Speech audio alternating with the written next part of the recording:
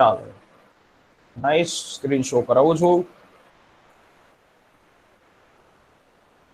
પત્રકાર મિત્રો, આજે તમારું 1 તારીખ સુધી થઈ જશે, એટલે કહેવાય કે 24 તારીખ સુધી, 24 થી 1 તારીખ સુધીનો વીક હતું. 24મી એપ્રિલ થી 1 તારીખ ત્યાં સુધી આપણે કમ્પ્લીટ થઈ જશે. એટલે તમારે કરંટ અફેર્સનો જે વર્તમાન પ્રવાહોનો લાભ જે છે બહુ મોટો મળી જશે તમને.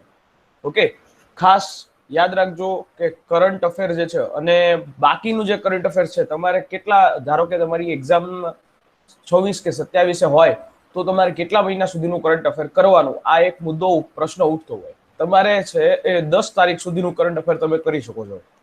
જૂન મહિનાના 10 તારીખ સુધીનું કરંટ અફેર, અને મેક્સિમમ તમારે 3 થી 4 મહિનાનું કરંટ અફેર સાંપ્રત પ્રવાહો છે એ કરવા જોઈએ મારા મત મુજબ.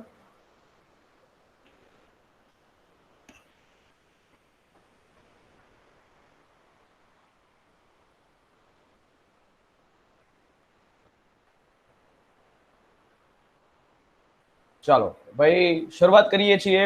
બધા લોકો રેડી ને? જી સર. ડન.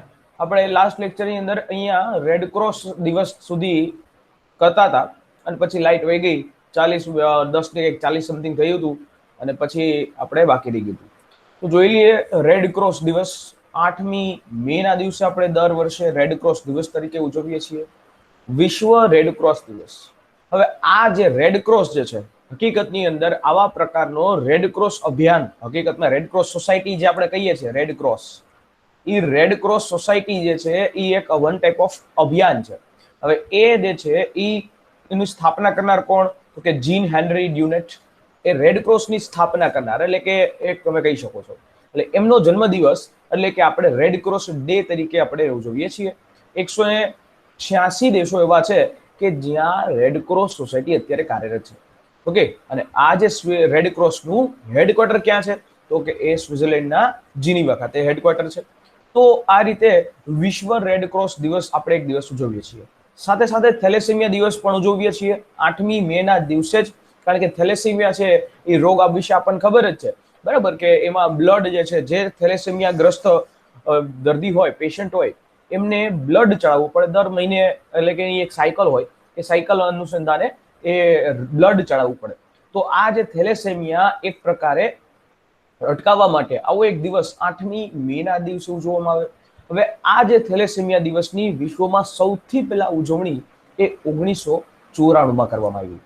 1994, 1994 નો સમય એવો હતો કે ત્યારે ફર્સ્ટ ટાઈમ થેલેસેમિયા દિવસ તરીકે ઉજવવાની શરૂઆત થઈને વિશ્વને જાગૃત કરવાની વસ્તુ છે. આ જે છે એક પ્રકારે લોહીનો વિકાર, એટલે કે બ્લડ ડિસીઝ કહેવામાં આવે છે થેલેસેમિયા દિવસ, થેલેસેમિયા રોગ. Okay, blood disease.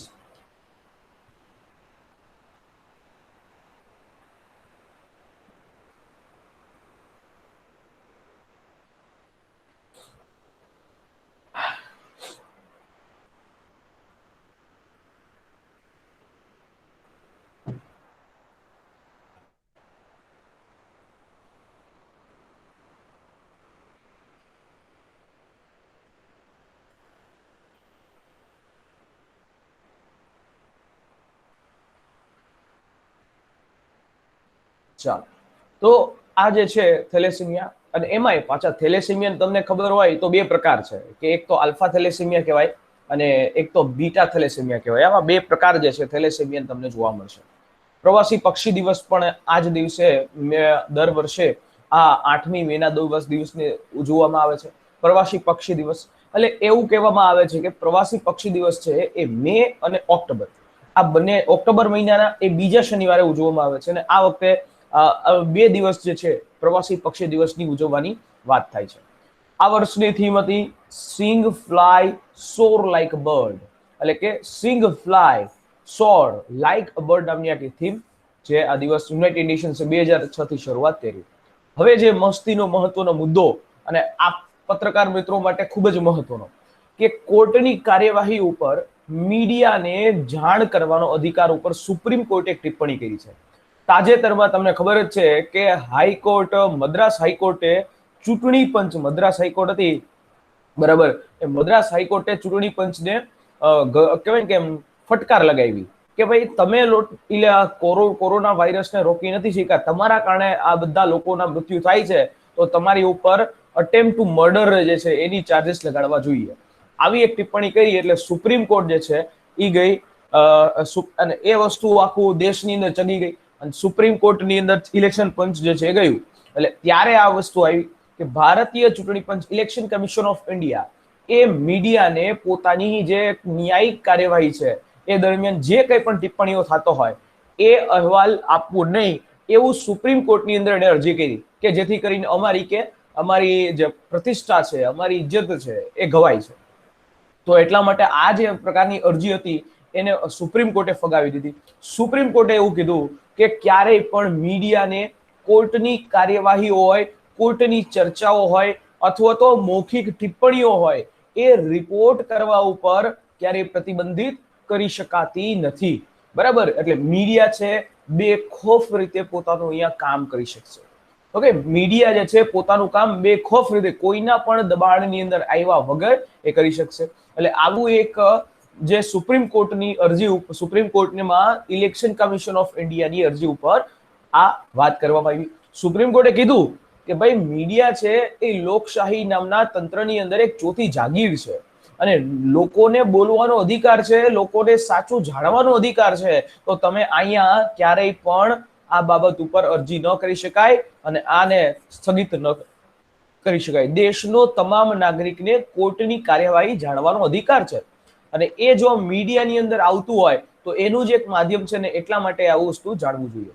આપણને ખબર છે કે અહીંયા આપણી પાસે ભારતની અંદર આર્ટિકલ અનુચ્છેદ નંબર 19 કે જેમાં વાણી અને અભિવ્યક્તિની સ્વતંત્રતા આપણને આપવામાં આવી છે અને એના આધાર ઉપર કે સુપ્રીમ કોર્ટે ચોખ્ખું કીધું કે જો તમે આ વસ્તુ ન કરવા દો તો એ ભારતના નાગરિકની આર્ટિકલ નંબર 19 એનું વાયોલેશન થાય અને એટલા માટે આ વાત જે છે કરવામાં આવી છે. ડન. અને એમાંય ખાસ કરીને યાદ રાખવાનું કે સ્વતંત્ર બોલવાની, લખવાની અને છાપવાની સ્વતંત્રતા છે. એમાંય મીડિયા વાળા મિત્રોને તો ખાસ. બરાબર. બટ અહીંયા એ લોકોએ 124 જ્યારે પણ આવું કંઈ કરે ત્યારે આર્ટિકલ 124 બિચારા એનું ભોગવે છે. એટલે એ અલગ વસ્તુ છે. હમણાં જે ટ્વિટર વાળા એક મુદ્દા ઉપર જે પેલા મુસ્લિમ એક વ્યક્તિ છે એમને મારવાના મુદ્દા ઉપર ટ્વિટર અને મીડિયા વાળા જેટલા લોકોએ બતાવ્યું ને એ બધા ઉપર ઉત્તર પ્રદેશ સરકારે સિડિશન જે દાખલ કર્યું 124 છે એ દાખલ કરી છે. વિચાર કરી લ્યો.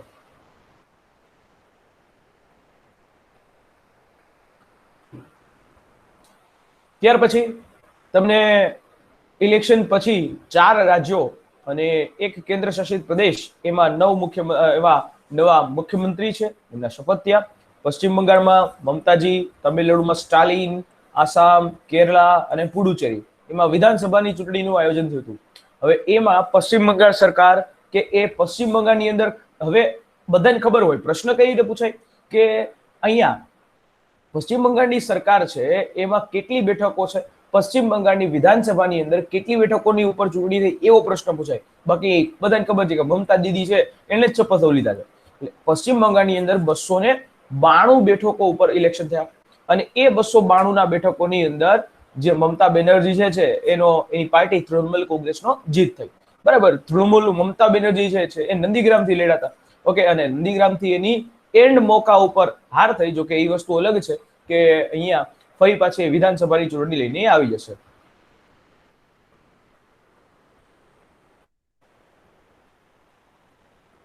તમિલનાડુ. હવે તમિલનાડુના જે મુખ્યમંત્રી નવનિયુક્ત છે એ ડીએમકે એટલે કે દ્રવિડ મને કઝગમ આ પાર્ટી છે ડીએમકે દ્રવિડ મને કઝગમ એના જે પ્રતિનિધિ તરીકે એનો એમકે સ્ટાલિન છે એનો અહીંયા વિજય થાય છે અને એમકે સ્ટાલિન તમિલનાડુના નવા મુખ્યમંત્રી બને છે. ઓકે.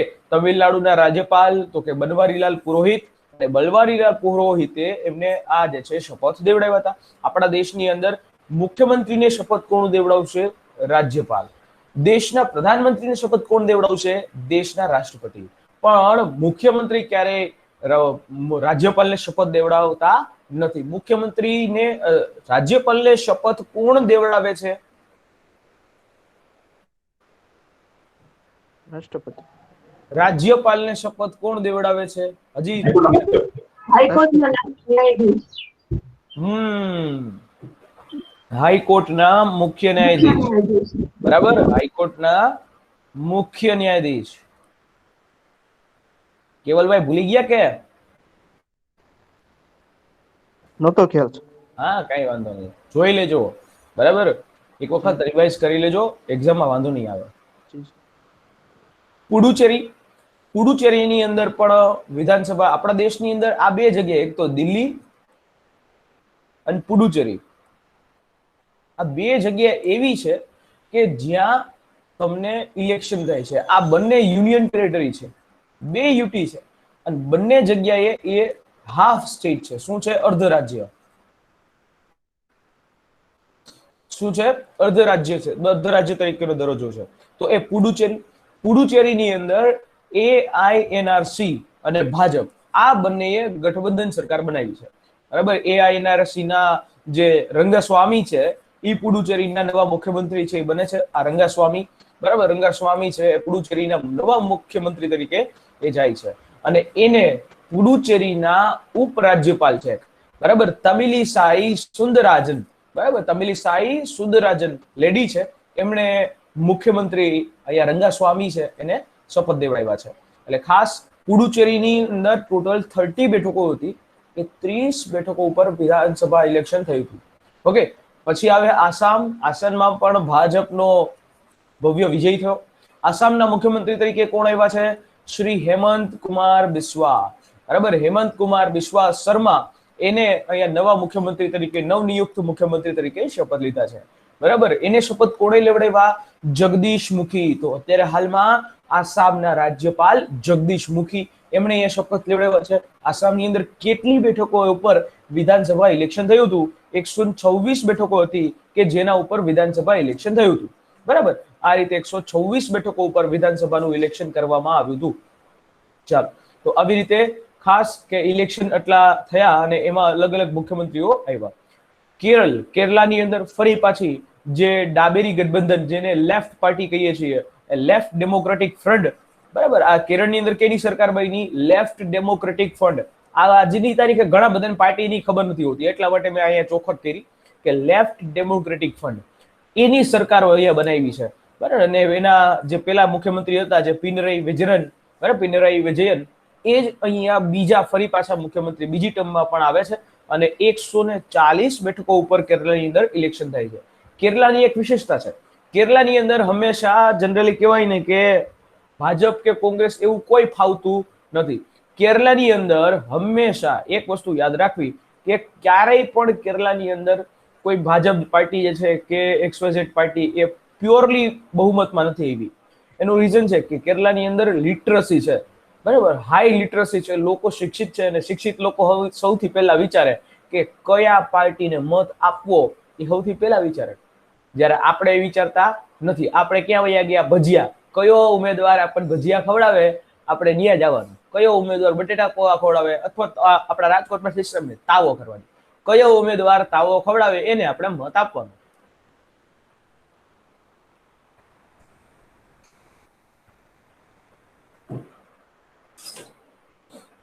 ચાલો, એટલે આવી રીતે ખાસ આ નવા મુખ્યમંત્રીઓ આપણે જોઈ જવા. વિધાનસભા ઉપર વાત કરી લઉં, કારણ કે એ સાથે પણ કનેક્ટેડ થાય. વિધાનસભા, દરેક રાજ્યની અંદર એક વિધાનસભા હશે, જેને આપણે નીચલું ગૃહ તરીકે, એટલે કે પીપલ્સ હાઉસ તરીકે આપણે ઓળખીએ છીએ. ભારતના બંધારણની અંદર આ જે વિધાનસભા છે, આર્ટિકલ નંબર 170 ની અંદર તમને આપવામાં આવી 170, એની અંદર તમને આખી આ વિધાનસભા આપવામાં આવી. બરાબર, કે જેની અંદર એક સભ્ય સંખ્યા પણ છે કે મેક્સિમમ 500 બેઠકો રાખી શકો. કેટલી બેઠકો? તો કે 500. અને ઓછામાં ઓછી કેટલી બેઠકો રહેશે? 60 બેઠકો રહેશે. કેટલી બેઠકો રહેશે? 60. મેક્સિમમ 500 અને ઓછામાં ઓછી 60 બેઠકો. તો અહીંયા તમારા મગજમાં પ્રશ્ન થવો જોઈએ, શું કે સાહેબ તો ગોવાની બેઠકો 30 છે, પુડુચેરીની બેઠકો એ પણ 30, શું કામ? આ પ્રશ્ન તમારે થવો જોઈએ કે અહીંયા તો કીધું 60 બેઠકો, પણ સાહેબ અહીંયા તમે કહો છો કે 30 બેઠકો છે.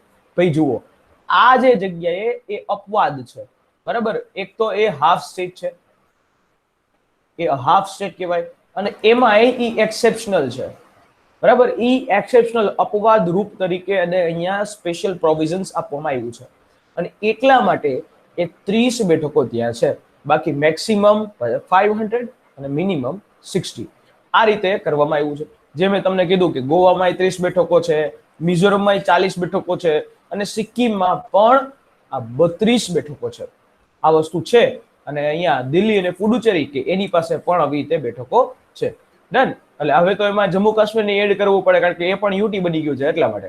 એટલે રાજ્ય વિધાનસભાના સભ્ય બનવાની લાયકાત આપણી શું હોવી જોઈએ સાહેબ? સૌથી પહેલા તો ભારતનો નાગરિક હોવો જોઈએ તમે. બરાબર. સૌથી પહેલી રિક્વાયરમેન્ટ છે આપણી કે તમે ભારતના નાગરિક હોવા જોઈએ. જે તે વ્યક્તિ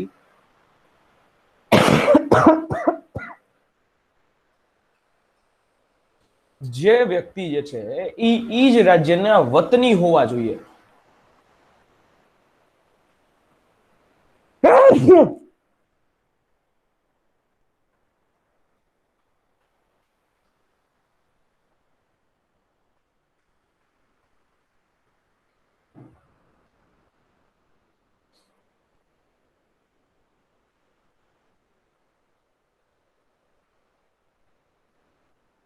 જે તે વ્યક્તિ જે છે એ રાજ્યના વતની હોવા જોઈએ.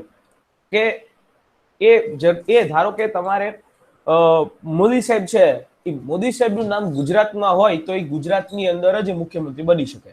તમે ક્યારે એમ નહીં સાંભળો કે ગુજરાતના મુખ્ય વ્યક્તિએ ઉત્તર પ્રદેશની અંદર મુખ્યમંત્રી પદ ધારણ કર્યું. આ વસ્તુ એક ખાસ કે એ રાજ્યના કોઈ પણ મત ક્ષેત્રની અંદર એનું મતદાર યાદીમાં નામ હોવું જોઈએ. બરાબર. પ્લસ કે એની ઉંમર ઓછામાં ઓછી 25 વર્ષની તો હોવી જોઈએ તો એ વિધાનસભા સભ્ય બની શકે. અને ક્યારેય ઓફિસ ઓફ પ્રોફિટ એ ધરાવતા હોવા જોઈએ નહીં. લાભનું પદ છે એ ધરાવતા હોવા જોઈએ નહીં. તો એની આ લાયકાત છે. શપથ કોણ લેવડાવે વિધાનસભાના સભ્યને? વિધાનસભાના સભ્યને હંમેશા એક વસ્તુ યાદ રાખવાની કે પ્રત્યેક સભ્યને કાં તો રાજ્યપાલ અથવા તો રાજ્યપાલ દ્વારા નિયુક્ત કરાયેલા કોઈ વ્યક્તિ છે એની સમકક્ષ શપથ લેવાની થાય. અને અહીંયા રાજ્યપાલ હંમેશા પ્રોટેમ સ્પીકરની નિમણૂક કરે. Pro tem speaker. ઓકે. પ્રોટેમ સ્પીકરની નિમણૂક કરે. એટલા માટે આ વિધાનસભાનો કાર્યકાળ કેટલો? એટલે 5 વર્ષ. બરાબર. વિધાનસભાનો કાર્યકાળ 5 વર્ષ. તો આવી રીતે આપણે એક વિધાનસભાની વાત કરી. ચાલો એનાથી આગળ વાત કરી લઈએ. ખાસ કરીને કે ભારત આગામી 15 વર્ષમાં 15 લાખ કરોડ રૂપિયામાં 2 વર્ષમાં અલગ અલગ જગ્યાએ રસ્તા બનાવશે. આવી પણ એક વાત કરે છે. અને ખાસ એક મહત્વનો મુદ્દો કે ભારતની અંદર ઇન્ફ્રાસ્ટ્રક્ચર ડેવલપમેન્ટ અને એમાં રસ્તાઓ બનાવવા માટે તમને 100% એફડીઆઈ એની છૂટ આપવામાં આવી છે. કેટલા પરસન્ટ એફડીઆઈ છે સાહેબ? 100% એફડીઆઈ ની મંજૂરી અહીંયા તમને આપવામાં આવી છે. બરાબર. 100% એફડીઆઈ એની છૂટ તમને અહીંયા આપવામાં આવી છે. કઈ પ્રોજેક્ટ અંતર્ગત? ભારતમાલા પ્રોજેક્ટ જે છે કે આખા દેશની અંદર કનેક્ટિવિટી વધારો, સારા રસ્તાઓ બનાવો અને એના ઉપરની આ ભારતમાલા પરિયોજના એ કાર્યરત છે. એનાથી આગળ વાત કરી લઈએ. ચાલો. State disaster relief fund. બરાબર. જે સ્ટેટ ડિઝાસ્ટર રિલીફ ફંડ જે છે એનો નાણાં મંત્રાલયે તાજેતરમાં પહેલો હપ્તો જે છે બહાર પાડ્યો છે કે જે સ્ટેટ ડિઝાસ્ટર રિલીફ ફંડ આપણા દેશની અંદર નેશનલ ડિઝાસ્ટર રિલીફ ફંડ અને સ્ટેટ ડિઝાસ્ટર રિલીફ ફંડ આ બે રીતે હોય. આ જે છે એ સેન્ટ્રલ લેવલે કેન્દ્ર સરકારની અંદર અંતર્ગત હોય કે આમાં પ્રધાનમંત્રી એ હંમેશા નેશનલ ડિઝાસ્ટર મેનેજમેન્ટ ઓથોરિટીમાં એ અધ્યક્ષ હોય અને એના નીચે આ બધું કામ કરતું હોય. એવી જ રીતે સ્ટેટ ડિઝાસ્ટર રિલીફ ઓથોરિટીની અંદર એ મુખ્યમંત્રી જે છે એ હાથમાં હોય. મુખ્યમંત્રી એના હાથમાં કામ હોય અને મુખ્યમંત્રી જે છે એ કામ કરાવતા હોય. તો અહીંયા કેન્દ્ર સરકાર દર વર્ષે સ્ટેટ ડિઝાસ્ટર રિલીફ ફંડની અંદર હપ્તો આપતા હોય. બરાબર. એમાં નાણાં મંત્રાલયે કીધું કે 50% રકમ જે છે એ અહીંયા જાહેર કરવામાં આવી છે અને એ લગભગ 4,436 કરોડ રૂપિયા થાય છે. તો આવી રીતે સ્ટેટ ડિઝાસ્ટર રિલીફ ફંડ જે છે એની વાત કરવામાં આવી છે. બરાબર. ટોટલ 8,000 સમથિંગ કરોડ રૂપિયા જે છે અને આ સ્ટેટ ડિઝાસ્ટર રિલીફ ફંડ છે એની રચના ડિઝાસ્ટર મેનેજમેન્ટ એક્ટની હેઠળ કરવામાં આવી છે. કેના હેઠળ કરવામાં આવી છે? ડિઝાસ્ટર મેનેજમેન્ટ એક્ટ છે એના હેઠળ આખી રચના કરવામાં આવી છે.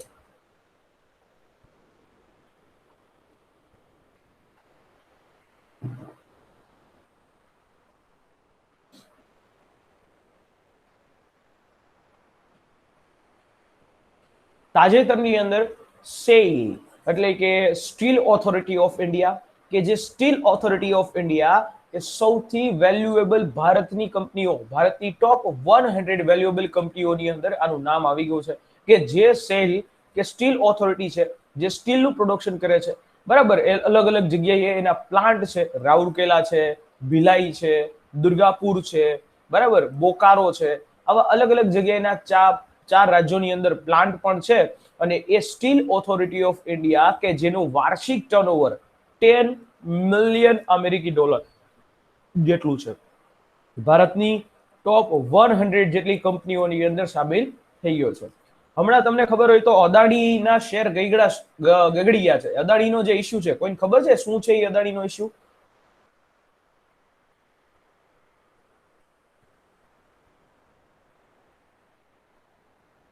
સર તમે કાલે કીધું પેલી મોરેશિયસ કંપનીનું. હા, આ ગઈકાલે તમે કીધું કે એક જર્નલિસ્ટ જોયું કે આ મોરેશિયસમાં આવી કંપની ગઈ હતી, ત્યાંથી બધી ફંડિંગ આવતી એવું કીધું. જો ઇસ્યુ એવો છે, સુચેતા દલાલ, આ જ સુચેતા દલાલ કે જેણે આ ઈ સુચેતા દલાલ છે કે જેણે હર્ષદ મહેતાનો સ્કેમ બહાર પાડ્યું. હર્ષદ મહેતા, સુચેતા દલાલે ટ્વીટ માર્યું કે દેશની અંદર શેર બજાર ઊંચું જવાનું કારણ એવું છે કે ટોચના કેટલાક ખાસ એવા ઉદ્યોગપતિઓ કે જે સરકારની નજીક છે, એ લોકો આખા શેર બજારને મેન્યુપ્યુલેટ કરે છે. શું કરે છે? મેન્યુપ્યુલેટ. આવો શબ્દને યુઝ કર્યો. એટલે સુચેતા દલાલે જેવું ટ્વીટ માર્યું એટલે એ જ રીતે અલગ અલગ જગ્યાએથી તપાસ થઈ અને ભારત સરકારે અદાણીના 3 જે ફોરેન ફંડ છે, ફોરેન ઇન્સ્ટિટ્યુશનલ ફંડ જે છે, એ સીઝ કરી દીધા, કે એ સીઝ જે છે એ કરી નાખ્યા. હવે એ 3 ઇન્સ્ટિટ્યુશનલ ફંડ હતા, એ મોરેશિયસના હતા. ઓકે, હવે આ વસ્તુ મોરેશિયસની અંદર હતી. હવે કોઈ પણ કંપની હોય, તમને હું નોર્મલ કોઈ પણ કંપની આપણે ઊભી કરીએ તો કોઈ કંપની એવી હોય કે જે તમારા મેક્સિમમ 95% શેર હોલ્ડ કરે. હોઈ શકે કોઈ એવી? તમે જ મને કહો કે કોઈ કંપની તમારા 95% શેર હોલ્ડ કરે એવી કોઈ હોય? આ 3 ફંડ દ્વારા ન હોઈ શકે. પ્લસ કે ઈ મોરેશિયસની અંદર ઈ જે કંપનીનું નામ આપ્યું હતું, ઈ કંપની ઈ એડ્રેસ ઉપર છે જ નહીં. એટલે અહીંયા જે છે લોકોના મગજમાં શક જે છે એ વ્યાજબી છે સાહેબ. અને એટલા માટે આ જેવી ઇન્સિડન્ટ બહાર આવ્યો અને અદાણીના શેર જે છે એ ધોવાઈ ગયા. જે લોકો આ લોકો અદાણી કરતા શું તો કે ભાઈ એને માર્કેટની અંદર શેરની ખરીદી લઈ અને શેરની અહીંયા એને ડિમાન્ડ સર્જી, એટલે કે શેરની અછત કરી. અને અછત થાય એટલે હંમેશા માર્કેટની અંદર ઈ કંપનીના શેરના ભાવ વધે. બરાબર, ઈ કંપનીના શેરના ભાવ વધે. સમજાણું દરેકને? આ સ્કેમ આખો આવી રીતે છે.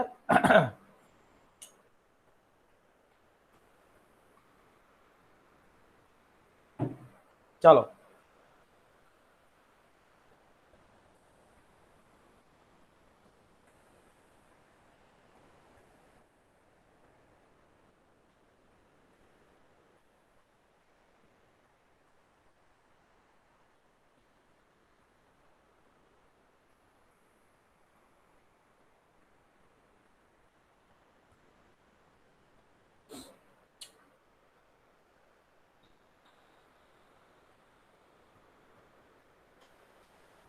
નેક્સ્ટ વાત કરી લઈએ આપણે. અમેરિકાએ ભારતને પ્રાયોરિટી લિસ્ટમાં રાખ્યું છે. કયા લિસ્ટની અંદર? પ્રાયોરિટી લિસ્ટમાં. શું કામ? અમેરિકાએ એક રિપોર્ટ 301 એટલે કે 301 રિપોર્ટ 301 એ બહાર પાડ્યો. 8 દેશોની, ભારત જે છે એ 8 દેશોની એ પ્રાયોરિટી લિસ્ટમાં છે. એટલે કે પ્રાયોરિટી લિસ્ટ. બીજા 23 દેશો છે એને વોચ લિસ્ટની અંદર મૂકવામાં આવ્યા છે. આનો મતલબ એવો છે કે પ્રાયોરિટી લિસ્ટની અંદર 301 યુનાઇટેડ સ્ટેટ દ્વારા દર વર્ષે એ બહાર પાડવામાં આવે છે. એટલે કે આવી રીતે એ જે દેશો છે, આજે એ જે દેશો એ ફર્સ્ટ પ્રાયોરિટી, અમેરિકા એની સાથે વેપાર કરવામાં ફર્સ્ટ પ્રાયોરિટી રહેશે અને એવી જોવામાં આવી છે ફર્સ્ટ પ્રાયોરિટીમાં. અને એટલા માટે આ રિપોર્ટ 301 એ જાહેર કરવામાં આવે છે. બરાબર, અમેરિકાનો જે વેપાર બિઝનેસ એક્ટ છે એના અંતર્ગત આ વસ્તુ કરવામાં આવતી હોય છે.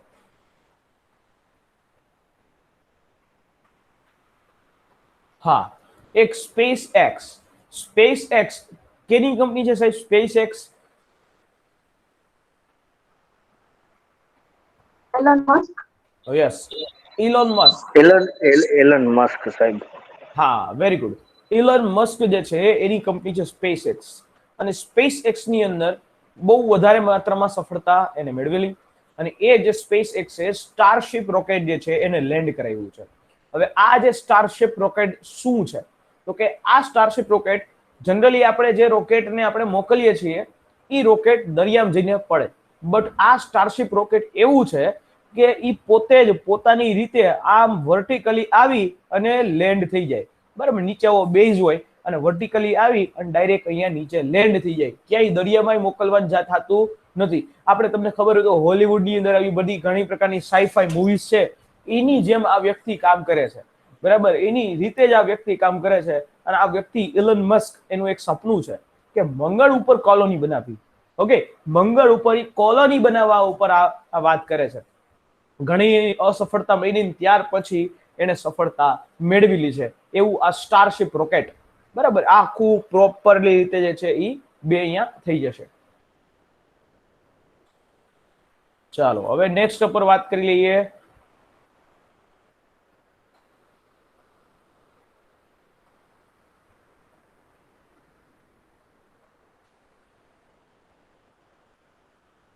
અહીંયા સુધી ક્લિયર દરેકને? Yes sir.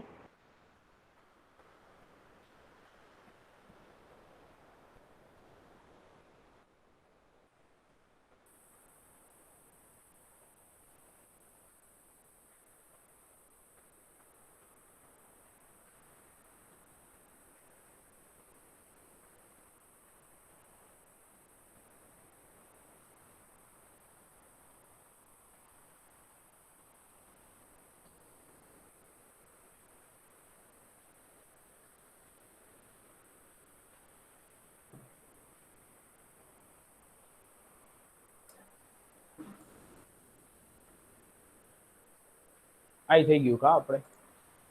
ચાલો એનાથી આગળ મેક્સિમમ ટોપિક આપણે કવર અપ કરતા જ ગયા છીએ. અને અહીંયા ચાલો હવે નેક્સ્ટ વીક આપણે એની જોઈ લઈએ. 25મી તારીખથી લઈને 2 તારીખ સુધીનું આપણે કોન્સેપ્ટ આપણે 2 થી લઈ અને 15 તારીખ સુધીનું જોઈ ગયા.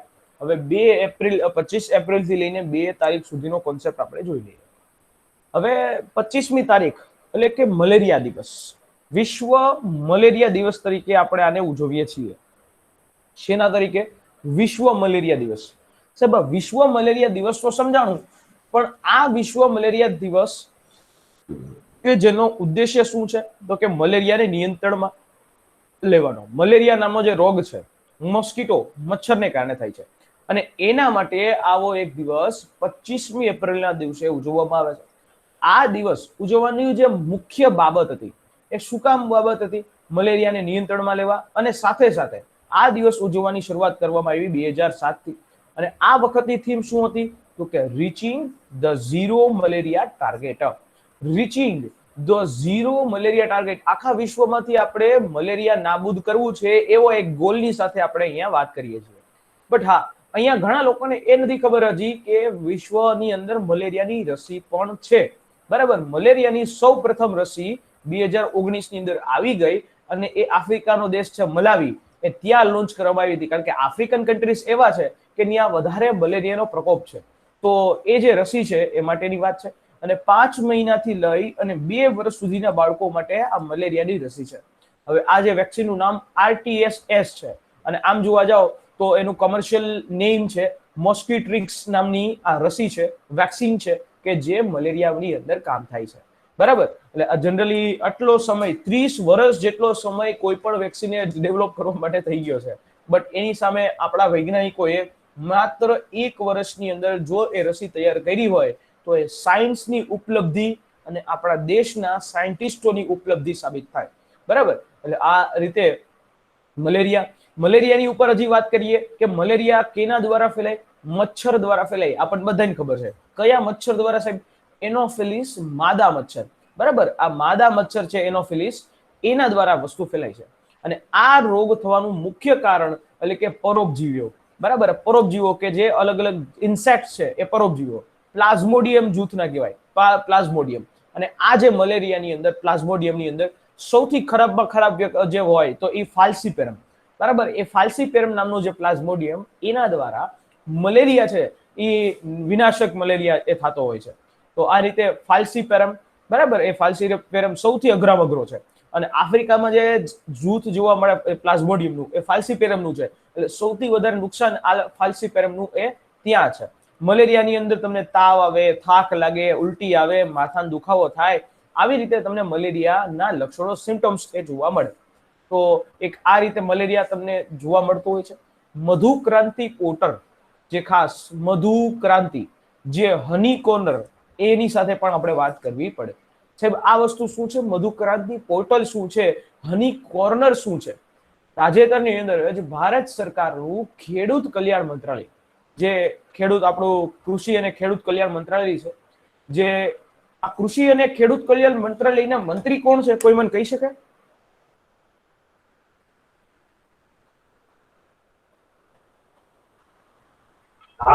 Sir Narendrasinh Tomar maybe.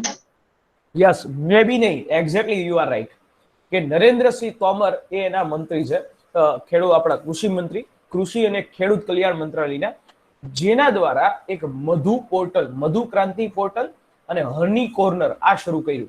એટલે મધુક્રાંતિ પોર્ટલ અને હની કોર્નર આમાં એ શરૂ કરાવનાર તો કે ખેડૂત કલ્યાણ મંત્રાલય આપણું. શું કામ? એક મધુક્રાંતિ પોર્ટલ જે છે આપણું મિશન છે, નેશનલ હની બી મિશન, એના અનુસંધાન ઉપર આપણે એક બોર્ડ પણ છે, નેશનલ બી બોર્ડ, એની અને આપણી ખેડૂત કલ્યાણ મંત્રાલયની આપણી આ પહેલ છે.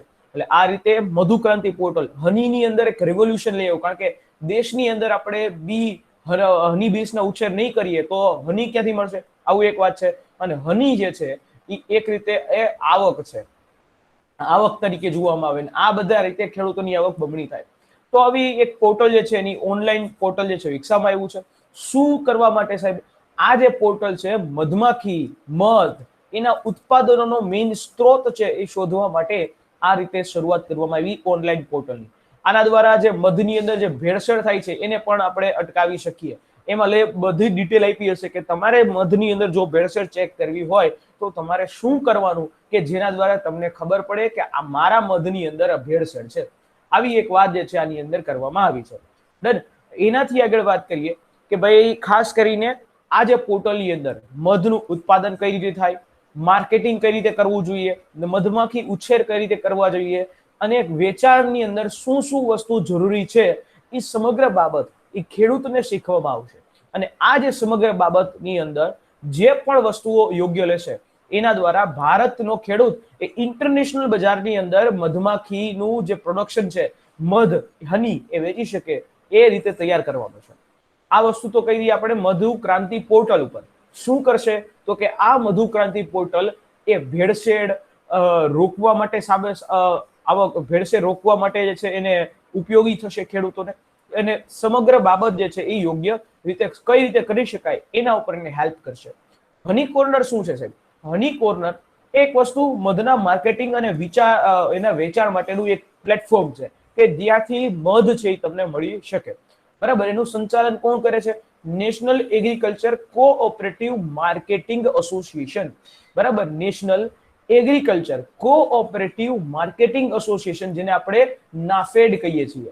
એ નાફેડ છે એ આ હની કોર્નરનું સંચાલન કરશે. હની કોર્નર અને મધુક્રાંતિ આ વસ્તુ એ ખાસ એ નાફેડ ઉપર પણ વાત કરી દો કે નાફેડ શું છે. નાફેડ એટલે કે national agriculture cooperative marketing association of India limited એક multi state cooperative society act અંતર્ગત નોંધાયેલી સંસ્થા છે. કેના માટે કામ કરે છે? કૃષિ પેદાશો માટે કામ કરે છે. જે ખેડૂતોને એની કૃષિ પેદાશો છે યોગ્ય રીતે મળી, એના ભાવ મળી જાય, એના માટે આ સંસ્થા કામ કરે છે. બરાબર, અને 1958 થી એની સ્થાપના કરી છે. હાલની અંદર આ આત્મનિર્ભર ભારતની એક અભિયાનની અંતર્ગત રાષ્ટ્રીય મધુમક્ખી ઉછેર અને મધની મિશનની વાત કરે છે. બરાબર, એક ખાસ વસ્તુ કે એક સ્વીટ રિવોલ્યુશન મધ માટે શરૂ થયેલી છે 2017 થી, સ્વીટ રિવોલ્યુશન, બરાબર, એને એ જ મધુ મિશન તરીકે ઓળખાય છે, બરાબર, મધુ મિશનની સાથે કનેક્ટેડ છે. તો આવી રીતે એક સ્વીટ રિવોલ્યુશન પણ આપણા દેશની અંદર અવેલેબલ છે. ડન. ચાલો, સમજાણું દરેકને. આ મધુ ક્રાંતિ પોર્ટલ અને મધમાખી એટલે કે હની કોર્નર.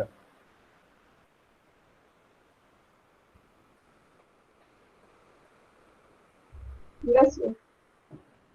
એનાથી આગળ વાત કરીએ કે વર્ષ 2020 ની અંદર આપણી પાસે એક અભૂતપૂર્વ ઉપલબ્ધિ થઈ કે 116 જિલ્લાની અંદર ભારતમાં મલેરિયાના શૂન્ય 0 કેસીસ નોંધવામાં આવ્યા, બરાબર. આ ખાસ એક વસ્તુ, એક ઉપલબ્ધિ કહી શકાય આપણી કે વર્ષ 2020 ની અંદર મલેરિયાના 116 જિલ્લાઓમાં 0 એક પણ કેસ જોવા નથી આવ્યો. એટલે એ એવું કહે છે કે ભારતની અંદર મલેરિયા રોગો જે છે એ 5% ઓછા થઈ ગયા છે, અને મલેરિયાથી મૃત્યુ થનારની અંદર પણ ઘટાડો આપણા દેશની અંદર આવ્યો છે, બરાબર. આવી વાત જે છે કરવામાં આવે છે. ડન. અને એ ખાસ મલેરિયા નાબૂદ ધીમે ધીમે થઈ જશે એવું આપણને એક સપનું બતાવી રહ્યું છે. ચાલો, એક મલેરિયા ઉપર ખાસ વાત કે હમણાં જ WHO A zero in malaria elimination નામનો એક રિપોર્ટ જાહેર કર્યો હતો. ઝીરો ઇન મલેરિયા એલિમિનેશન નામનો એક રિપોર્ટ છે મલેરિયા ઉપર જાહેર કરેલો છે, બરાબર, કે જેની અંદર WHO દ્વારા એક E2025 એ પહેલ પણ છે. એવા 25 દેશોની ઓળખ કરવામાં આવી છે કે જે દેશોને 2025 સુધીમાં મલેરિયા મુક્ત દેશ બનાવવાની અહીંયા પહેલ છે, બરાબર. કેવા દેશ બનાવવાની પહેલ છે સાહેબ? મલેરિયા મુક્ત બનાવવાની. વિશ્વના આ 25 દેશો, બરાબર, 25 દેશોને સાથે રાખીને કરવાની છે. અને આ જે પહેલ E2025 કે 2017 ની અંદર આ શરૂઆત કરવામાં આવી છે. E2025. ડન. ચાલો, નેક્સ્ટ ઉપર આપણે વાત કરીએ કે 26મી એપ્રિલનો દિવસ, જે 26મી એપ્રિલ વૈશ્વિક બૌદ્ધિક સંપદા દિવસ, જેને વર્લ્ડ ઇન્ટેલેક્ચ્યુઅલ પ્રોપર્ટી ઓર્ગેનાઇઝેશન કહેવામાં આવે છે, એના માટેનો દિવસ છે. જે વૈશ્વિક બૌદ્ધિક સંપદા દિવસ, ઇન્ટેલેક્ચ્યુઅલ પ્રોપર્ટી રાઇટ્સ. હવે પહેલા મને એ વસ્તુ કહો, તમને લોકોને ખબર હોય તો, IPR એટલે કે ઇન્ટેલેક્ચ્યુઅલ પ્રોપર્ટી રાઇટ્સ એટલે શું? ચાલો. ઇન્ટેલેક્ચ્યુઅલ પ્રોપર્ટી રાઇટ્સ એટલે કે ઇન્ડિયાની અંદર જે હ્યુમન બીઈંગની અંદર જે ઇન્ટેલેક્ચ્યુઅલ છે એનું જનરલી ડ્રેઇન થઈ જતું હોય છે ફોરેનની અંદર. એ વસ્તુને રોકવા માટે એક તો ઇન્ટેલેક્ચ્યુઅલ પ્રોપર્ટી રાઇટ્સ હોય છે. ઓકે, ઇન્ટેલેક્ચ્યુઅલ પ્રોપર્ટી રાઇટ્સ હોય છે, સારું, સમજી ગયો. But what do you mean by intellectual? Intellectual શું છે? Intellectual means created concept, ideas, thoughts, or even any kind of the products. Very good, બરાબર. ઇન્ટેલેક્ચ્યુઅલ પ્રોપર્ટી એટલે આ શું છે? કારણ કે ઘણા બધા લોકોને આ જ વસ્તુની નથી ખબર હોતી. એમાં એટલા માટે હું આ ટોપિકને ક્લિયર અપ કરવા માંગુ છું કે ઇન્ટેલેક્ચ્યુઅલ પ્રોપર્ટી, હવે તમે ધારો કે કોઈ નવું મશીન બનાવ્યું, તમે એની ડિઝાઇન તૈયાર કરી. ફોર એક્ઝામ્પલ, તમે કન્ટેન્ટ ક્રિએટર છો, તો તમે એક સારો વિડીયો કોઈ સબ્જેક્ટ ઉપર બનાવ્યો, અથવા તો હજી તમને આગળ વાત કરું કે તમે પત્રકાર મિત્રો છે એ બધા એના પોતાના લેખ લખતા હોય, તો એ લેખ એને પોતે ડેવલપ કરીને લખ્યું છે, એડિટોરિયલ્સ, તો એને intellectual property, things, ideas, designs, આ બધી ઇન્ટેલેક્ચ્યુઅલ પ્રોપર્ટી કહેવાય છે. બૌદ્ધિક સંપદા, ગુજરાતી શબ્દનો બૌદ્ધિક સંપદા. ઓકે, બૌદ્ધિક સંપદા. હવે આ જે ઇન્ટેલેક્ચ્યુઅલ પ્રોપર્ટી રાઇટ્સ ની અંદર કઈ કઈ વસ્તુઓનો સમાવેશ થાય? ચાલો,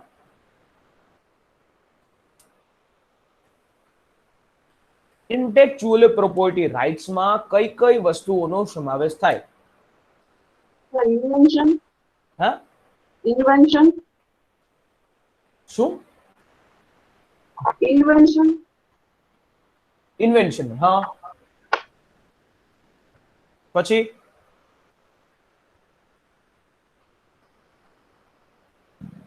પછી સર આર્ટ હોય, સપોઝ કોઈ પેઇન્ટર હોય જેની આર્ટ કલા. જો ઇન્ટેલેક્ચ્યુઅલ પ્રોપર્ટીઝ ની અંદર એટલી વસ્તુઓનો સમાવેશ થાય. પેટન્ટ, ટ્રેડમાર્ક,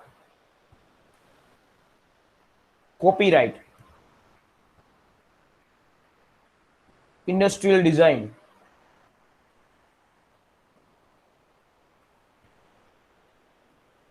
અને જીઆઈ ટેગ. ચાલો, ઓકે, આ 5 વસ્તુઓ આને ઇન્ટેલેક્ચ્યુઅલ પ્રોપર્ટી રાઇટ્સ કહેવાય, પેટન્ટ.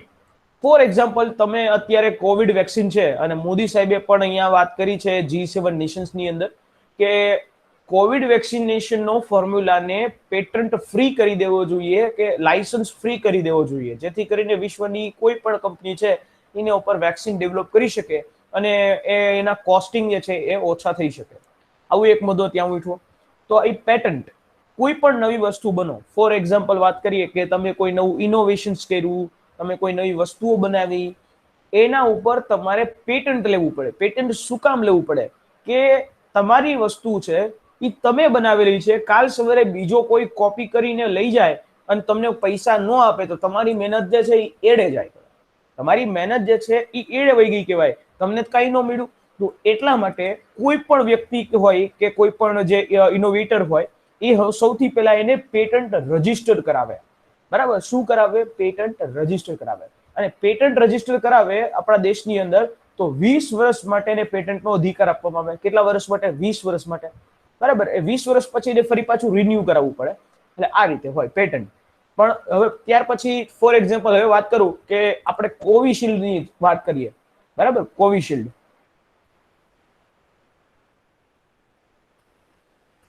કોવિશિલ્ડ જે છે આપણી ઇન્ડિયાની અંદર છે. હવે આ કોવિશિલ્ડ નો ફોર્મ્યુલા કઈ કંપનીનો વેક્સિનનો છે?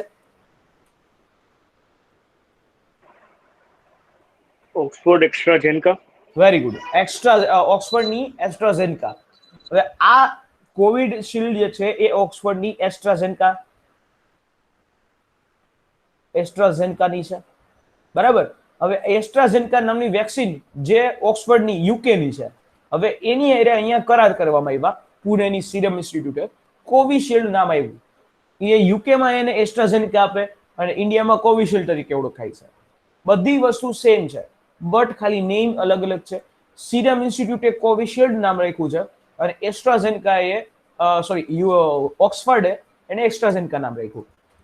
આ બાબત ઉપર કરાર કરવામાં આવ્યા. એટલે કોવિશિલ્ડની અંદર સિરમ ઇન્સ્ટિટ્યૂટ છે એ યુકે આપણે ઓક્સફર્ડને પૈસા આપશે, કારણ કે એ એની વસ્તુ, એનો ફોર્મ્યુલા યુઝ કરે છે.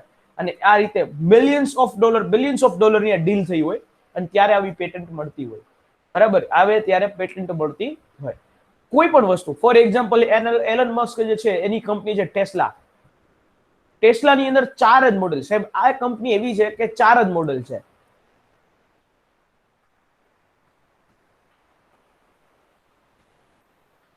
આ 4 મોડેલ છે. બરાબર, S, E, X અને 3. એટલે એવી આખી આ 4 મોડેલ જે છે એ આની પાસે છે. તો આ 4 મોડેલ ઇલન મસ્કે રજીસ્ટર કરાવ્યા હોય. બરાબર, એને મોડેલ એને રજીસ્ટર કરાવ્યા છે, પેટન્ટ લીધી છે એટલા માટે. આવી તમામ કંપનીઓ જે છે પોતાની ઇનોવેશન્સ ઉપર પેટન્ટ લેતી હોય અને એમાં ઉપર એનો અધિકાર હોય. હવે વાત આવે ટ્રેડમાર્ક. સાહેબ, આપણે તમે ઘણી બધી વસ્તુઓ હોય એના ઉપર તમે ટ્રેડમાર્ક જોઈ શકો. બરાબર, ફોર કરી આવી રીતે TM કરીને હોય, ખબર છે? આવું TM કરીને હોય ટ્રેડમાર્ક. એટલે કે એ અલગ અલગ વસ્તુ હોય, એ જે વસ્તુની વેચાણ થતું હોય એમાં એનો લોગો હોય. એ લોગો બીજા કોઈ કોપી પણ ન કરી શકે અને ઈ ટ્રેડમાર્ક ઈ જે પ્રોડક્ટની વિશ્વસનીયતા છે કે આ જ વસ્તુની બનાવેલી એ પ્રોડક્ટ છે. હજી આનું પર એક્ઝામ્પલ આપું તમને કે ડાબર જે છે, ડાબરનું કોઈ પણ પ્રોડક્ટ આવે તો એમાં તમારે જોઈ લેવાનું આવી રીતે TM કરીને હશે. એ TM કરીને વસ્તુ એટલે ટ્રેડમાર્ક છે. ડાબરના લોગોની કોપી પણ કોઈ ન કરી શકે અને એનું ડુપ્લિકેટ ન કરી શકાય. બરાબર, એટલા માટે લોકો જોઈ અને લે એટલા માટે આવો ટ્રેડમાર્ક બનાવવો પડે. કોપીરાઇટ. હોલમાર્ક એ આવે છે. હોલમાર્ક અલગ વસ્તુ છે. હોલમાર્ક જે છે એ સેન્ટ્રલી લેવલ ઉપર છે, જે સોનાની ચીજ વસ્તુઓ એ ખરી છે કે નહીં એના ઉપર છે. હોલમાર્ક આમાં ઇન્ટેલેક્ચ્યુઅલ પ્રોપર્ટીમાં હોલમાર્ક ના આવે. Okay okay. હા, પછી કોપીરાઇટ. સાહેબ અત્યારે કોપીરાઇટનો પ્રશ્ન તો બહુ, હવે કોઈ પણ મૂવી હોય એ મૂવીને પાયરેસી કરી નાખે. ભલે તમે જોવો જ છો કે રાધે મૂવી જેવું લોન્ચ થયું ટેલિગ્રામની અંદર ફરતી હતી. હજી આગળ તો કે કોઈ પણ બુક હોય તો એ બુકને કોપી કરીને કરી નાખે, બરાબર, બુકની કોપી કરી નાખે. હજી આગળ તો કે ઘણા બધા લોકો એવા પણ છે કે વિડીયોની કોપી કરી નાખતા હોય, એટલે તો યુટ્યુબની અંદર ને ફેસબુકમાં કોપીરાઇટ સ્ટ્રાઇક આવે ખબર હોય તો, બરાબર. એ શું કામ? કારણ કે તમે એ વ્યક્તિનું કે એ ક્રિએટરનું કન્ટેન્ટ યુઝ કર્યું છે અને એને પૂછ્યા વગર જો તમારે એનું કન્ટેન્ટ યુઝ કરવું હોય તો કાં તો તમારે બે રીતે થાય, તમારે એને ક્રેડિટ આપવી પડે, બરાબર. તો પહેલી વસ્તુ કાં તો તમારે ક્રેડિટ આપવી પડે, ક્રેડિટની સાથે તમારે એને પૈસા આપવા પડે કે અમારે આટલી એટલી વસ્તુ જે છે તમને બે વચ્ચે એક મ્યુચ્યુઅલી એગ્રીમેન્ટ થાય કે આ વસ્તુ હું તમારી યુઝ કરીશ, કરાર થાય તો તમે એને યુઝ કરી શકો. બાકી તો એ તમારી પર કોપીરાઇટ સ્ટ્રાઇક નાખે, બરાબર. દરેક જગ્યાએ આને કહેવાય કોપીરાઇટ્સ. બુકની અંદર પણ આવા મોટા મોટા કોપીરાઇટ્સ હોય. હવે રીતે સી કરીને લખ્યું હોય, કર્ટસી, જે સી એટલે કોપીરાઇટ્સ છે. ડન? સમજાણું આ વસ્તુ?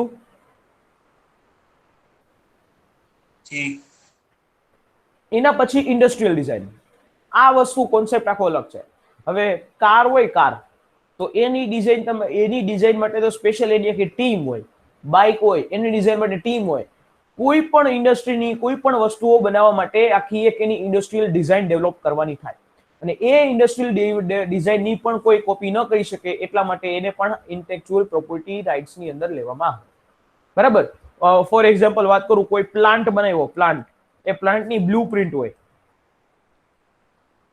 એ બ્લુ પ્રિન્ટનો ઉપયોગ કરીને કોઈ એના જેવી જ વસ્તુ બનાવી ન શકે. That is called industrial design, બરાબર. આટલામાં બાકી તો કોઈ પણ કંપનીઓ કાલ સવારે દન કોપી ચાલુ જ કરી દે, પણ આ વસ્તુ એ ન થઈ શકે.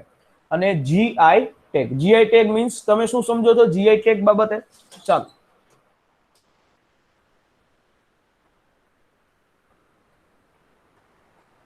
GI tag. It's a geographical indication Yes, that which specify the particular product or particular product of particular area, yes, very good. like a Jardalu arm. Very good. તમે મને કહી શકો કે આ જીઆઈ ટેગ છે એ કયા મંત્રાલય દ્વારા આપવામાં આવે છે? औद्योगिक एंड वाणिज्य मंत्रालय. યસ, વેરી ગુડ, વાણિજ્ય મંત્રાલય, બરાબર. જીઆઈ ટેગ, જીઓગ્રાફિકલ ઇન્ડિકેટર, એટલે કે કોઈ સ્પેસિફિક વસ્તુ એ જ જગ્યાની એ વિશેષતા છે એના માટે એને ઓળખ આપવા માટે આંતરરાષ્ટ્રીય સ્તર ઉપર, નેશનલ સ્તર ઉપર, નેશનલ લેવલ ઉપર એને ઓળખ, આઈડેન્ટિફિકેશન આપવા માટે જીઆઈ ટેગ બનાવવામાં આવે છે. એટલે કે આ જીઆઈ ટેગ, ફોર એક્ઝામ્પલ વાત કરીએ આપણે, તાલાડાની કેસર કેરી, બરાબર, નાગપુરના સંતરા, કોલ્હાપુરની ચપ્પલ, કોલકાતાના અને ઓડિશાના રસગુલ્લા, તમિલનાડુની સેલ્લમ હળદર, તમિલનાડુની સેલ્લમ હળદર, તિરુપતિ બાલાજીનો પ્રસાદ એને પણ છે, દાર્જિલિંગની ચા, અસમની ચા, દાર્જિલિંગ ચા, અસમની ચા, કાશ્મીરની કેસર. આ બધી વસ્તુઓ, આવી તો ઘણી બધી વસ્તુઓ હોય અલગ અલગ જગ્યાની, અલગ અલગ એરિયાની, તો એની આ વખણાય છે એને આપણે કહીએ છીએ જીઓગ્રાફિકલ ઇન્ડિકેટર, બરાબર. That is called geographical indicator. કયું મંત્રાલય આપે છે? વાણિજ્ય અને ઉદ્યોગ મંત્રાલય.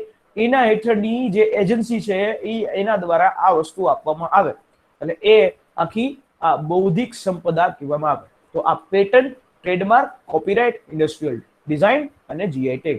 જીપીએસસી એ પેટન્ટ ઉપર પ્રશ્ન પૂછેલો છે કે પેટન્ટ જે છે એ દર 20 વર્ષે રિન્યુ કરાવવી પડે, એના ઉપર એક પ્રશ્ન વિધાનમાં પૂછ્યો હતો. એટલે આઈ હોપ કે તમે સમજી ગયા છો. ચાલો, ક્લિયર? સમજાણું ભાઈ બધાને? Yes, sir. Okay, nice.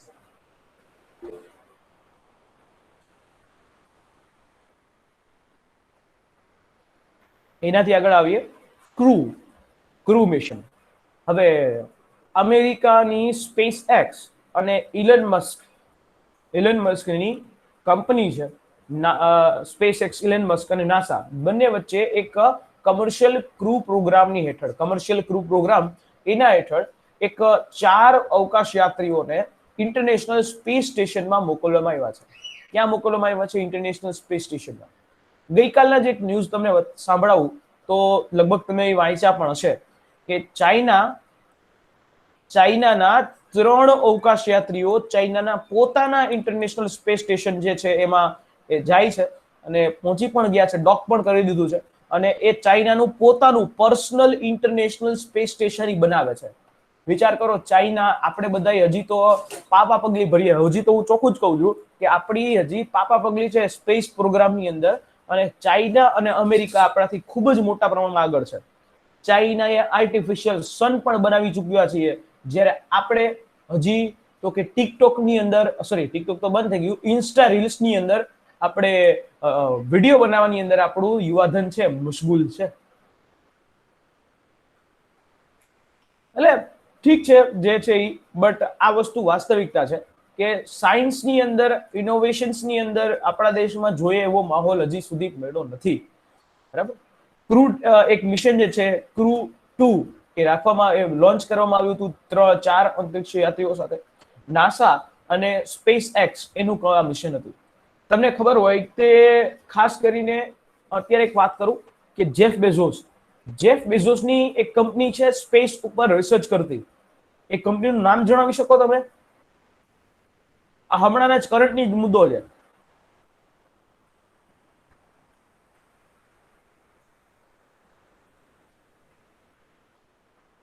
નું નામ જણાવી શકો કોઈ?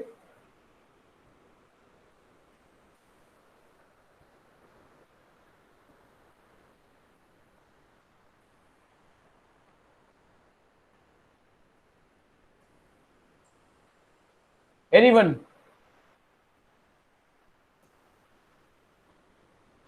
શું પૂછ્યું સર? જેફ બેઝોસ એની કંપની જે સ્પેસ ઉપર કામ કરે છે એ કંપનીનું નામ શું? નથી ખ્યાલ. Blue origin.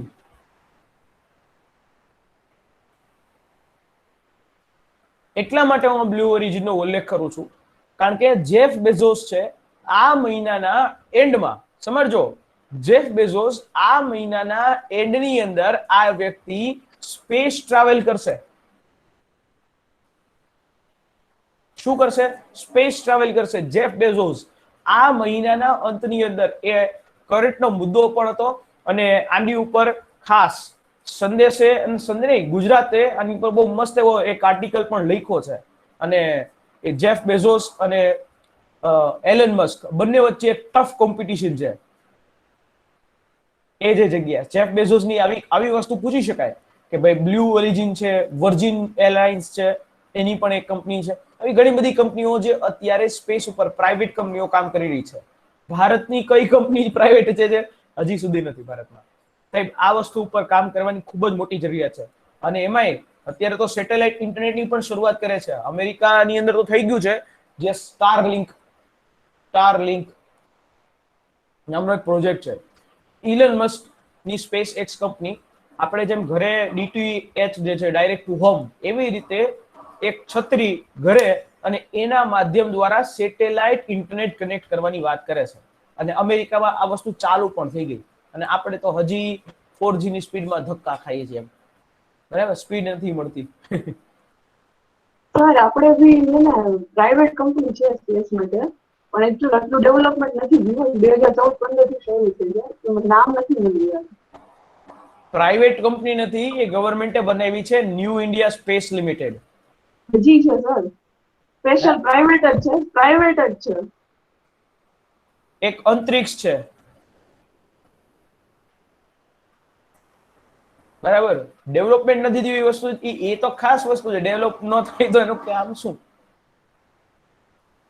ચાલો, એટલે આમાં ભારતની પ્રજા છે ને એની અંદર વેપાર કરવાની વૃત્તિ છે, એટલે એ વેપાર કરવાનું જાણી શકે છે, પણ ઇનોવેશન જે છે હજી સુધી આપણે એમાં પહોંચી નથી શીખ્યા. કાં તો આપણા કહેવાય ને કે ઘણા બધા લોકો નેતાઓના પાપે આપણું જે બુદ્ધિધન છે એ ન્યા વયું જાય છે. સ્પેસ એક્સ ની અંદર ઇન્ડિયાના ઘણા બધા લોકો કામ કરે છે, નાસાની અંદર ઇન્ડિયાના ઘણા બધા લોકો કામ કરે છે, બુદ્ધિધન આપણું ન્યા વહી જાય છે. સારું, તો આ જે પ્રોગ્રામની અંતર્ગત ઇન્ટરનેશનલ સ્પેસ સ્ટેશનમાં ક્રૂ પ્રોગ્રામ, બરાબર, ક્રૂ 2 એ નામ આપવામાં આવ્યું.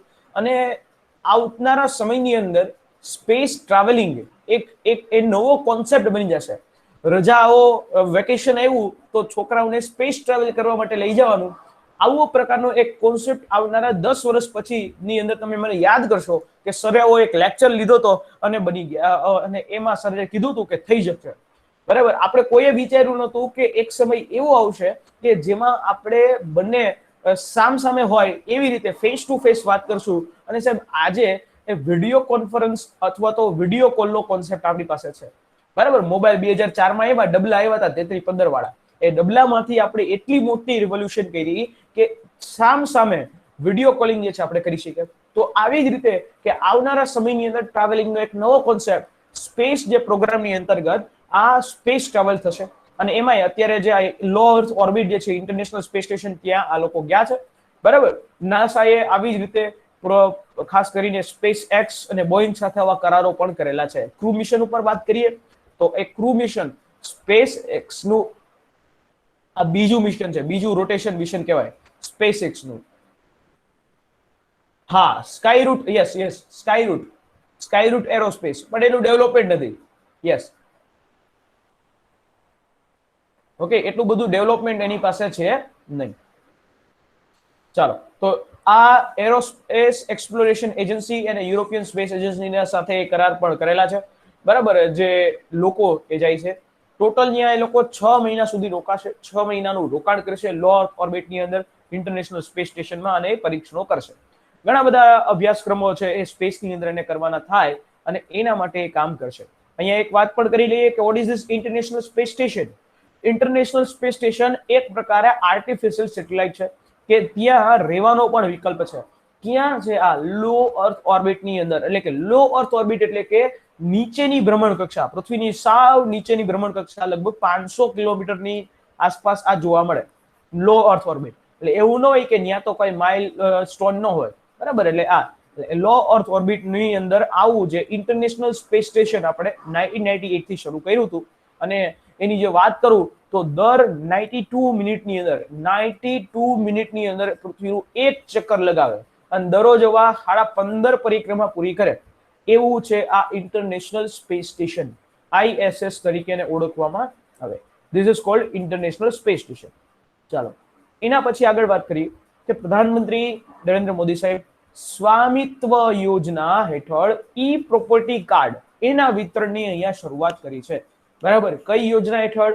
સ્વામિત્વ. બરાબર, જે સ્વામિત્વ યોજના શું છે એના ઉપર પણ આપણે વાત કરશું. પંચાયતી રાજ દિવસ એની ઉજવણી કરવાની હતી અને એ ઉજવણી વખતે સ્વામિત્વ નામની યોજના ઈ પ્રોપર્ટી કાર્ડના વિતરણની શરૂઆત કરી. અને આવી રીતે વર્ચ્યુઅલી ત્યાં બેઠા બેઠા 5 લાખ અંદાજિત 5 લાખ કરોડની સંપત્તિનું અહીંયા કાર્ડનું વિતરણ કર્યું. હવે મેઇન મુદ્દો કે સાહેબ સ્વામિત્વ નામની યોજના છે શું? વર્ષ 2020 ની અંદર આની શરૂઆત કરી. ક્યારે? પંચાયતી રાજ દિવસ. એટલે તમે ગેસ કરી શકો કે કઈક પંચાયતી રાજ બાબતની હશે. નામ છે એનું survey of villages and mapping with improvised technology in village area. આને કહેવાય છે સ્વામિત્વ. ફરી પાછું રિપીટ કરું છું, survey of villages and mapping with improvised technology in village area. એટલે આ રીતે આખી એક સ્વામિત્વ નામની યોજના છે. શું એનો મુખ્ય હેતુ છે? કે ગ્રામીણ વિસ્તારની અંદર પ્રોપર જે જમીનો છે એનો સર્વે ટેકનોલોજી દ્વારા કરી અને પ્રોપર પ્રોપર્ટી કાર્ડ જે છે આપવાનો છે. અને આ યોજનાનું અંદર મેપિંગ ડ્રોનને ઉપયોગ કરી, ડ્રોન સેટેલાઇટ્સ આનો ઉપયોગ કરીને કરવામાં આવશે. બરાબર, જેમાં 2020 થી લઈ 2024 દરમિયાન તબક્કાવાર આનું વસ્તુ જે છે કરવામાં આવશે. બરાબર, ઘણી બધી સારી એવી ટેકનોલોજીસ કરવાની ઉપયોગ કરશે અને આખો મેપ કરવામાં આવશે. ગુજરાતમાં હમણાં DCDC-એ ડ્રોન થી સર્વે કરવાની હમણાં જ અઠવાડિયા કે 10 દિવસ પહેલા મંજૂરી આપી છે. હા, એટલે હવે આવનારો સમય આ જ છે કે પેલા કેવું હતું ખબર છે કે ચાલતું હતું કે તમે કોઈ પણ અધિકારી આવે, જમીન એના હાથમાં, એ જમીન એના ભાગમાં ન હોય અને એમાં ગણી લેતો હતો. આપણે આપણો ખાસ શબ્દ વાળી લેવું. બરાબર, કોઈ પણ વાળી લેતું હતું જમીન, સરકારની જમીન. બટ હવે આ વસ્તુ થશે નહીં. ડાયરેક્ટલી ડ્રોન સર્વે કરીને વયું જશે, તમને ખબર ન હોય કે તમારા ખેતરની સર્વે થઈ ગયો, મેપિંગ તૈયાર થઈ ગયું, અને આવી રીતે પ્રોપર જે છે વસ્તુ કરી શકાય. ઓકે, હવે આ જે યોજના કયા મંત્રાલયની હેઠળ આવે છે? તો કે પંચાયતી રાજ બાબતોનું મંત્રાલય, એના હેઠળ રાજ્ય પંચાયતી રાજ વિભાગ ઈ કનેક્ટેડ છે, અને રાજ્ય મહેસૂલ વિભાગ અને ભારતીય સર્વે વિભાગ, આ જે 4 અલગ અલગ ડિપાર્ટમેન્ટ છે આની એરે કનેક્ટેડ છે, કારણ કે ચારેયની જરૂર પડશે. અને સરકારે આવવા માટે તો 65 કરોડ રૂપિયા પણ લઈ લીધા, 65 કરોડ ફાળવી દીધા છે. એ રીતે ચાલો, ક્લિયર? સમજાણું દરેકને? સર, હા, એમાં આપણે સ્પેસ રિલેટેડ ઓલું જોતા હતા ને, એમાં એક ટિશ્યુ ચિપ્સ કરીને શબ્દ હતો. શું શું? ટિશ્યુ ચિપ્સ કરીને શબ્દ હતો. ટિશ્યુ ટિશ્યુ જે છે, જો ટિશ્યુ ચિપ્સ, આવડું. બરાબર. આ ટિશ્યુ ચિપ્સ નામનો શબ્દ, એની ઉપર તમને માહિતી દઈ દઉં. જો કે હકીકતમાં આ તમને એટલો બધો કન્સર્ન નહોતો, બટ કાંઈ વાંધો નહીં. ટિશ્યુ ચિપ્સ શરીરની જે ચામડી એના ઉપર આ સંશોધન કરવામાં ઉપર છે.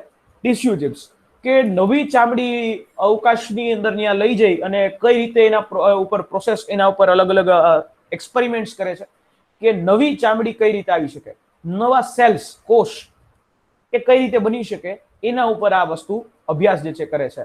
એક નવા જ આર્ટિફિશિયલ સેલ્સ તૈયાર કરવા ઉપર આ ટિશ્યુ ચિપ્સ નામનો પ્રોજેક્ટ અત્યારે છે. હજી સાહેબ ભવિષ્ય છે એ બહુ જ ઉજળું છે આમ જોવા જાવ તો, અને એટલું ઉજળું છે કે આવનારા સમયમાં આ કેન્સર જેવો રોગ છે ને, કેન્સર, એ કેન્સરની પ્રોપર દવા પણ હશે. કિમોથેરાપી છે જ, પણ પ્રોપર દવા જે છે એ કેન્સરની હશે. ચાલો, science is a vast dimensions and vast origins. Clear?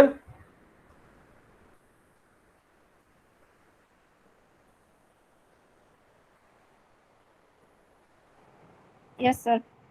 ચાલો, પંડિત રજન મિશ્રા, પંડિત રાજન મિશ્રાનું તાજેતરમાં નિધન થયું. શાસ્ત્રીય ગાયક હતા. એ શાસ્ત્રીય ગાયક હવે કયા ઘરાનાની સાથે જોડાયેલા હતા? બનારસ ઘરાનાની અંદર. આમાં છે ને સંગીત, શાસ્ત્રીય સંગીતની અંદર અલગ અલગ ઘરાના છે, જેમ કે બનારસ ઘરાના છે, ગ્વાલિયર ઘરાના છે, લખનઉ ઘરાના છે, એવા અલગ અલગ ઘરાના હોય.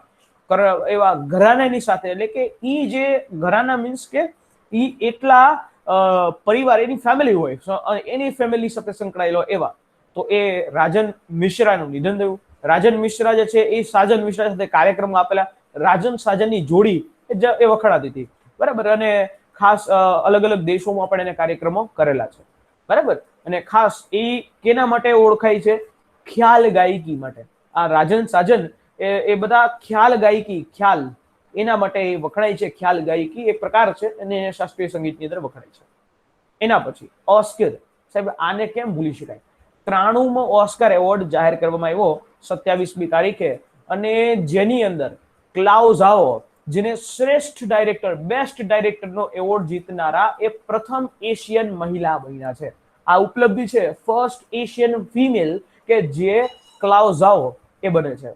અને ખાસ કેલિફોર્નિયાની અંદર દર વર્ષે લોસ એન્જલસ છે, હોલીવુડની અંદર, ત્યાં ડોલ્બી થિયેટરની અંદર આ ઓસ્કર છે એ આપવામાં આવે છે. સિનેમાની અંદર સૌથી બેસ્ટ એવોર્ડ કહેવાય, સિનેમાનો નોબેલ કહી શકો તમે, બરાબર. ગમે એ વ્યક્તિ હોય એ આના ઉપર જ એની ઈચ્છા હોય, એનું સપનું હોય, બરાબર. જે ચાઇનીઝ ફિલ્મ છે ક્લાઉઝાઓ, અને ચાઇનીઝ ફિલ્મના જે ડાયરેક્ટર છે ક્લાઉઝાઓ, એને ફિમેલ છે, એમને બેસ્ટ ડાયરેક્ટરનો એવોર્ડ આપવામાં આવ્યો છે. બેસ્ટ ફિલ્મનો એવોર્ડ અહીંયા ગયો નોમાડ લેન્ડ, બરાબર. બેસ્ટ ફિલ્મ જે નોમાડ લેન્ડ જે છે એને આ એવોર્ડ આપવામાં આવ્યો છે, બરાબર. ભારતની અંદર ઓસ્કર જીતનારા પહેલા ભારતીય કોણ હતા? ભાનુ અથૈયા, બરાબર. જેનું નામ છે ભાનુ અથૈયા, એ સૌ પ્રથમ એવા કામ કરે છે. એક જ મિનિટ.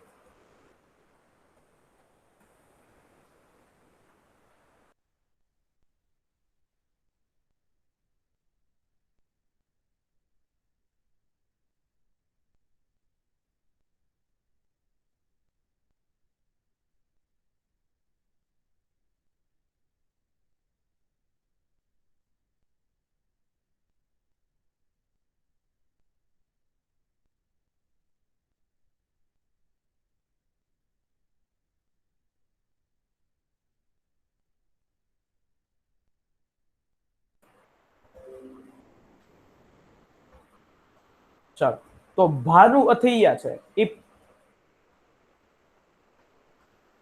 ઓડિબલ, દરેકને અવાજ સંભળાય છે? Yes, sir. ઓકે, ભાનુ અથૈયા કે જેને ઓસ્કર એવોર્ડ મળેલો છે, સાથે સાથે હોલિવૂડની અંદર કામ કરેલા છે એવા ઇરફાન ખાન, સુશાંત સિંહ રાજપૂત, એને પણ અહીંયા શ્રદ્ધાંજલિ ઓસ્કરની અંદર આપવામાં આવી છે. એટલે એ વસ્તુ અલગ છે, પણ ભાનુ અથૈયા છે એમને એવોર્ડ જીતનારા પ્રથમ. આ વખતની જે એવોર્ડ વિજેતા જે નોમાડલેન્ડ ફિલ્મ છે એમને આપવામાં આવ્યો છે ઓસ્કર એવોર્ડ, જે બેસ્ટ ફિલ્મ. પછી બીજા નંબર ઉપર સોલ, ધ ફાધર, મની, ધ મા રેની બ્લેક બોટમ, મેન્ક એ છે. બેસ્ટ ફિલ્મ નોમાડલેન્ડ, બરાબર છે. નોમાડલેન્ડ શું નામ છે?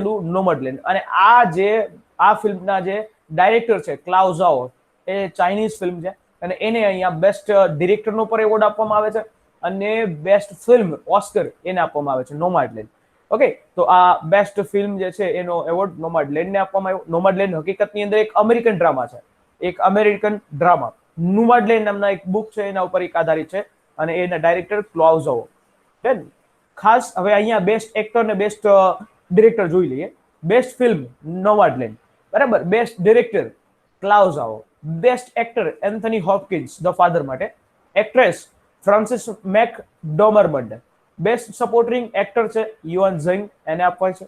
ડેનિયલ કલાઉ જે બેસ્ટ સપોર્ટિંગ એક્ટરની અંદર. Feature best animated feature soul. Best documentary feature octopus, my octopus teacher. Best cinematography Mank અને best film editing sound of the metal. એટલે આ રીતે આખા વિજેતા છે, ઓસ્કર વિજેતાઓ કે જેમને અહીંયા આપવામાં આવેલો છે, બરાબર. ખાસ કે જે ઓસ્કર એવોર્ડ છે કે જેને એકેડેમી એવોર્ડ્સ તરીકે પણ અહીંયા એને ઓળખવામાં આવે છે અને એનું હકીકતમાં આખું ઓસ્કારનું પૂરું નામ છે academy of the merit. Academy award of the merit તરીકેનો ઓસ્કારનું નામ છે, પણ આપણે હું છે એને ઓસ્કાર કરી નાખ્યું. એકેડેમી એવોર્ડ ઓફ મેરિટ એનું આખું ફૂલ ફોર્મ છે, બરાબર. જે academy of the motion pictures arts and science દ્વારા આ એવોર્ડ આપવામાં આવે છે. કોના દ્વારા આપવામાં આવે છે? Academy of the motion pictures and sciences, એના દ્વારા આવો એક એવોર્ડ આપવામાં આવે છે. સૌથી વધુ અત્યાર સુધી ઓસ્કર એવોર્ડ છે વોલ્ટ ડિઝની એને મળેલા છે, બરાબર. સૌથી વધુ આ એવોર્ડ આપવામાં આવ્યા છે. અને નોબેલ અને ઓસ્કાર બંને જે મળેલા હોય એવો એક વ્યક્તિ જ્યોર્જ બર્નાર્ડ શો, આ એવો વ્યક્તિ છે જ્યોર્જ બર્નાર્ડ શો. ભારતીય કેટલા ભારતીયો છે કે જેને આવો ઓસ્કાર એવોર્ડ મળ્યો છે એની પણ આપણે વાત કરીએ કે ભાનુ અથૈયા ગાંધી ફિલ્મ છે એના માટે એને આ એવોર્ડ મળ્યો હતો. સત્યજીત રે છે, રેસુલ પુકટ્ટી છે સ્લમડોગ મિલિયનેર માટે, અને AR રહેમાન અને શ્રી ગુલજાર સાહેબ, એમને આ એવોર્ડ આપવામાં આવેલો હતો. એટલે એ ખાસ આવી વાત છે ઓસ્કર. અને ઓસ્કર વિજેતા હોય એવી ભારતીય ફિલ્મો પણ વાત કરી લઈએ કે એક તો ગાંધી, સ્લેમડોગ મિલિયનેર એ તો આપણને ખબર છે, અને પીરિયડ ઓફ ધી સેન્ટેન્સ 2019 ની અંદર આ ફિલ્મ આવી હતી, એને પણ એક એવોર્ડ મળેલો છે. ચાલો, ક્લિયર? ઓસ્કર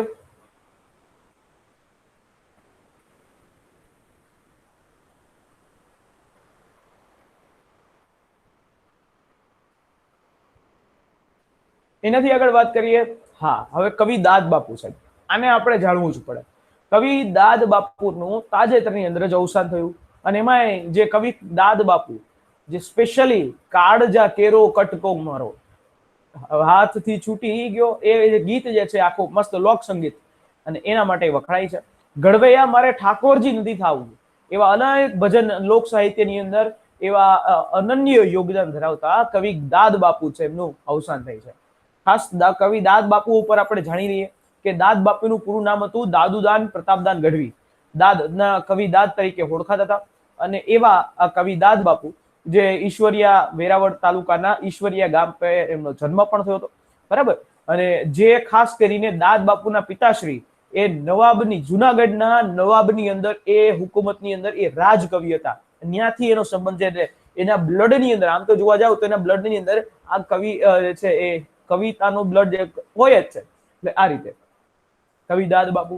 હવે કવિ દાદ એ ઘણી બધી ગુજરાતી ફિલ્મો છે એમના માટે ગીત પણ લખ્યા છે, જેમ કે રા નવઘણ છે, લોખા લોયણ છે, ભક્ત ગોરો અને કુંભાર છે, એમના માટે એને ગીતો પણ લખેલા છે. એવા કવિ દાદ બાપુ બરાબર, જે આપણે વખણાય છે અને એનું નવસાન થાય. કવિ દાદ બાપુની કવિતાઓ છે એ પણ મહત્વની હોય, જેમ કે કાળજા કેરો કટકો મારો, ગાંઠથી છૂટી ગયો, મમતા રૂએ વેડુમાં, એ વીરડો ફૂટી ગયો. એટલે એ આ કાળજા કેરો કટકો જે છે તો બહુ જ વખણાય છે, એકદમ એવી એક કહેવાય કે ચર્ચિત એવી આ પંક્તિઓ છે. આજની તારીખે પણ ઘણા બધા વિદાયના સોંગની અંદર આ કાળજા કેરો કટકો છે એ વાગતું હોય છે. બરાબર, એ ચારણ કવિ એવા કવિ દાદ એ આ લોક સાહિત્યની અંદર, ગુજરાતી સાહિત્યની અંદર અનન્ય એવું યોગદાન ધરાવે છે, અનન્ય યોગદાન. બરાબર, અહીંયા આપણે કવિ દાદ બાપુનું સાહિત્ય સર્જનની પણ વાત કરીએ. હવે એક્ઝામના પોઈન્ટ ઓફ વ્યૂથી તમને ખાલી આવી રીતે પંક્તિઓ આપી શકાય. બરાબર, કે ભાઈ આ પંક્તિ છે કઈ કવિની છે, ત્યારે આપણને આ વસ્તુ કામ આવે. ક્લિયર? સમજાય છે દરેકને? હા. બરાબર, એટલે ત્યારે આવી પંક્તિઓ Yes, છે sir. તમે જોજો પેપરની અંદર આ વસ્તુ તમને ઉપયોગી થશે.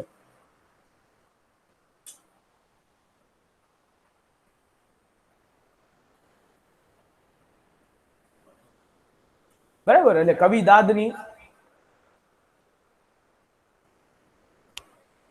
દાદ બાપુ છે એમની આ મુખ્ય પંક્તિઓ છે, જેમ કે ઘડવૈયા મારે ઠાકોર નથી થવું, કાળજા કેરો કટકો મારો, ગાંઠથી છૂટી ગયો. બરાબર, સ્પેશિયલી આ ગીત તો મને બહુ ગમે છે. બરાબર, લક્ષ્મણ ઘડીક ઉભો થા મારા વીર, એવી એક પંક્તિ છે. કૈલાસ નિવાસી 9/12, મોગલ આવે નવરાત રમવા, કેવા કેવા આવે છે. આ ગીત તમે સાંભળ્યું હશે હમણાં વચ્ચે, આનું ગીત જે છે તમને ખબર હોય, જીગરદાન ગઢવી એને ગાયેલું છે. બરાબર, મોગલ આવે નવરાત રમવા, કેવા કેવા વેશેમાં, ઈ ગીત જે છે એ કવિ દાદ બાપુનું છે. નમુ મંગલા રૂપ મોગલ માળી, જાત કમાણી ખાય એ સિંહની જાત. આવી જે પંક્તિઓ છે ને સાહેબ, અને એ પંક્તિઓને લીધે તો આજે ગુજરાતી સાહિત્યની અંદર એક ખમીરવંતું સાહિત્ય કહેવાય. બરાબર, ખમીરવંતું ગુજરાતની અંદર દરેકે દરેક ઘરની અંદર ખમીર છે સાહેબ. તો સાહેબ આવી ખમીરવંતી ગુજરાતી પ્રજા, અને એમાં તમારાથી હું એક એક્ઝામ પાસ ન થાય સાહેબ. બરાબર, એટલે હવે તો એક્ઝામ પાસ કરીને જ છૂટો છે.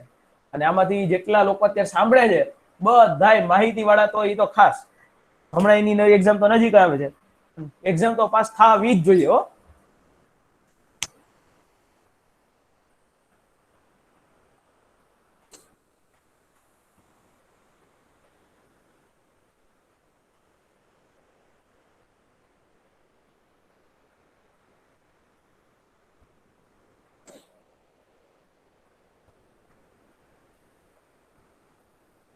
એના પછી વાત કરીએ આપણે 28મી એપ્રિલ વિશ્વ કાર્ય સુરક્ષા દિવસ, એટલે કે world day for the safety and health at the work.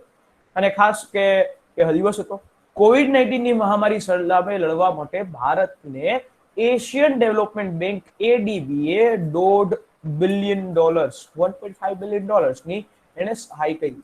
$1.5 અબજ એની સહાય કરી. કોણે કરી? Asian development bank. બરાબર, એટલે આ ખાસ એક વાત જે છે કરવામાં આવી છે. એશિયન ડેવલપમેન્ટ બેંકે 2020 ની અંદર એશિયા પેસિફિક માટે $6 અબજ, $6 અબજ ની પણ ફાળવણી કરી હતી. અને આવી રીતે એ કરતું જ હોય છે. એટલે એક સર આ પૈસા પાછા દેવાના હોય કે એમને ન દેવાના હોય પાછા? હા, દેવાના હોય. કોઈ મફત તોડી આપે તમને. અને આ બિલિયન છે, કઈ થોડા કઈ લાખ 2 લાખની વાત છે. આ $1.5 બિલિયન ઓલી એશિયન ડેવલપમેન્ટ બેંકની કંપની છે ને એ નાઈ રહી. હા, કારણ કે એમાં સહાય લખેલું હોય ને એટલે સહાય એટલે કે વસ્તુ ભલે લખ્યું છે, પણ આ પૈસા હંમેશા પાછા તો દેવાના હોય જ છે. એટલે એ આજે નહીં, 10 વર્ષ પછી એવા એગ્રીમેન્ટ થયા હોય ત્યારે એને આપવામાં આવે.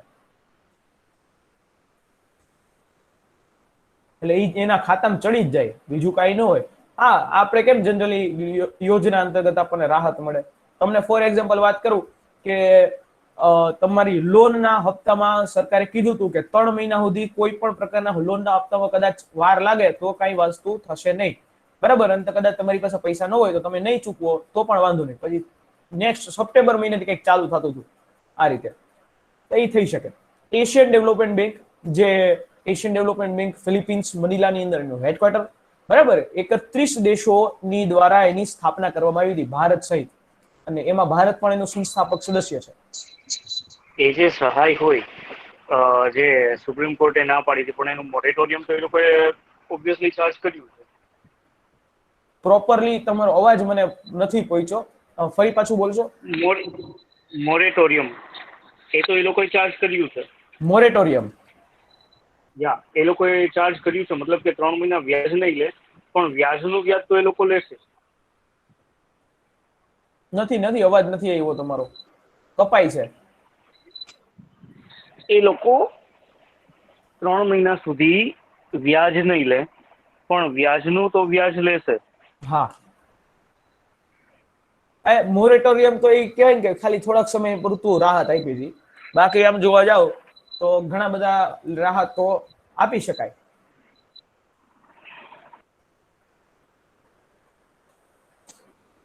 ચાલો અહીંયા આગળ આવી જઈએ કે ભાઈ એશિયન ડેવલપમેન્ટ બેંક હાલમાં એના સદસ્યો કેટલા છે? 68 દેશો છે હાલમાં એશિયન ડેવલપમેન્ટ બેંકની અંદર. 68 દેશો છે, બરાબર. હેડક્વાર્ટર ફિલિપિન્સ મનીલાની અંદર આવેલું છે, બરાબર. હા, ગુડ ગવર્નન્સ ઇન્ડેક્સ, આ પ્રકારના ઇન્ડેક્સ તો ખાસ ઇમ્પોર્ટન્ટ હોય. Good governance index, Chandler good governance ઇન્ડેક્સમાં ભારતનો નંબર 49, 49 ગુડ ગવર્નન્સ ની અંદર કેટલામાં ક્રમે? 104 દેશોમાંથી 49, એટલે કે 50% આપણે ઉભા રહી ગયા છીએ.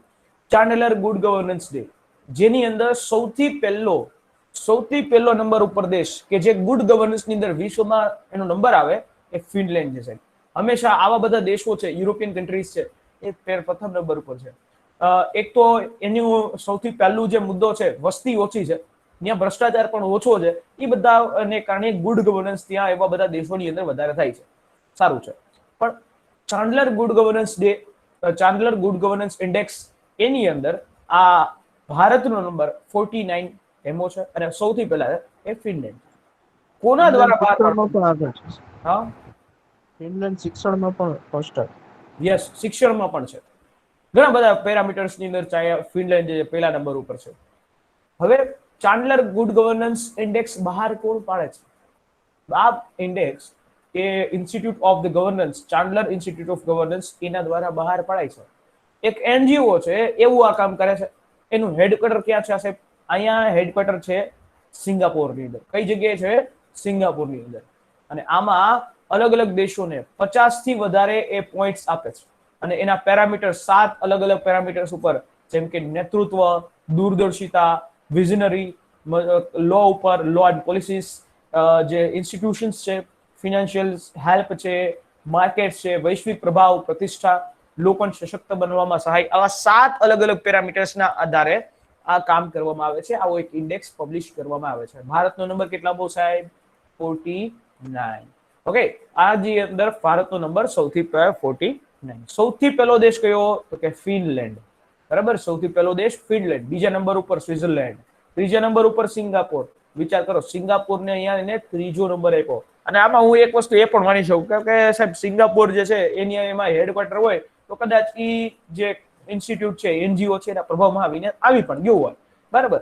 ભારતનો નંબર તો કે 49. આપણે આ વસ્તુ યાદ રાખવાની કે ચાન્ડલર ગુડ ગવર્નન્સ ઇન્ડેક્સમાં ભારતનો નંબર 49 નો છે.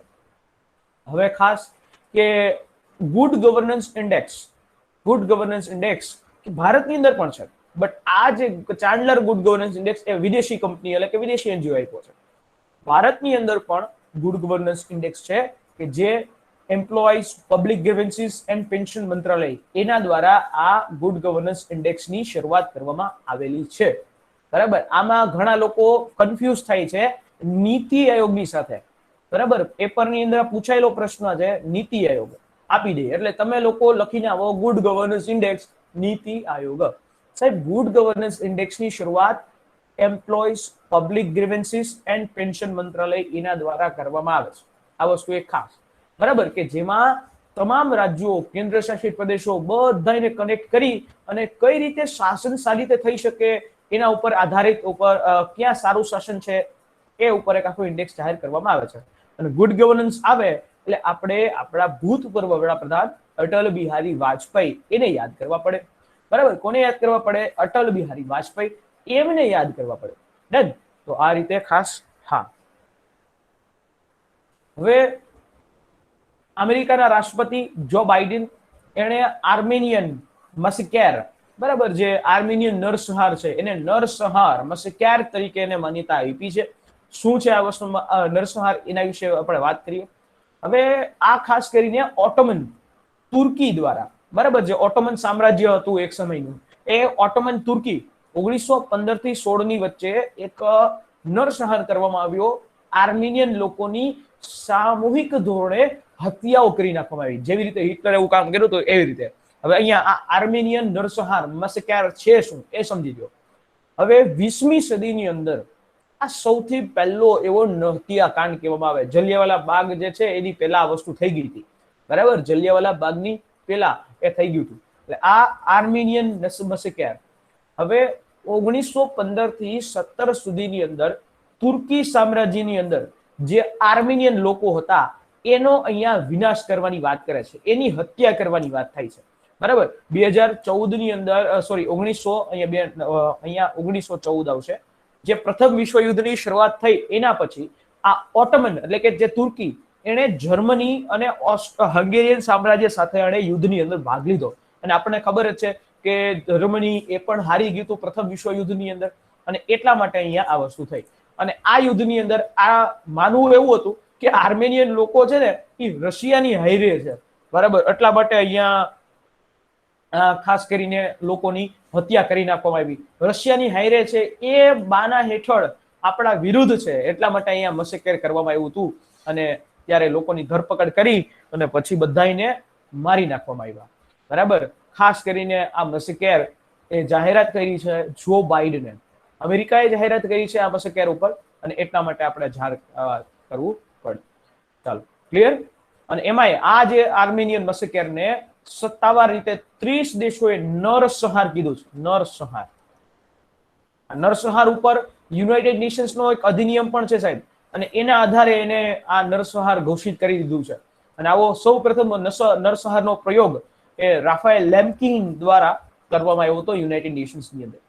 એટલે આ મસેકેર હંમેશા આપણા માટે, અને આ ન્યૂઝમાં પણ આવેલું છે, બિગ બઝ પણ છે મસેકેર. ચાલો, એના પછી કે ભારતના એક નવા નાણાં સચિવ ટીવી સોમનાથન.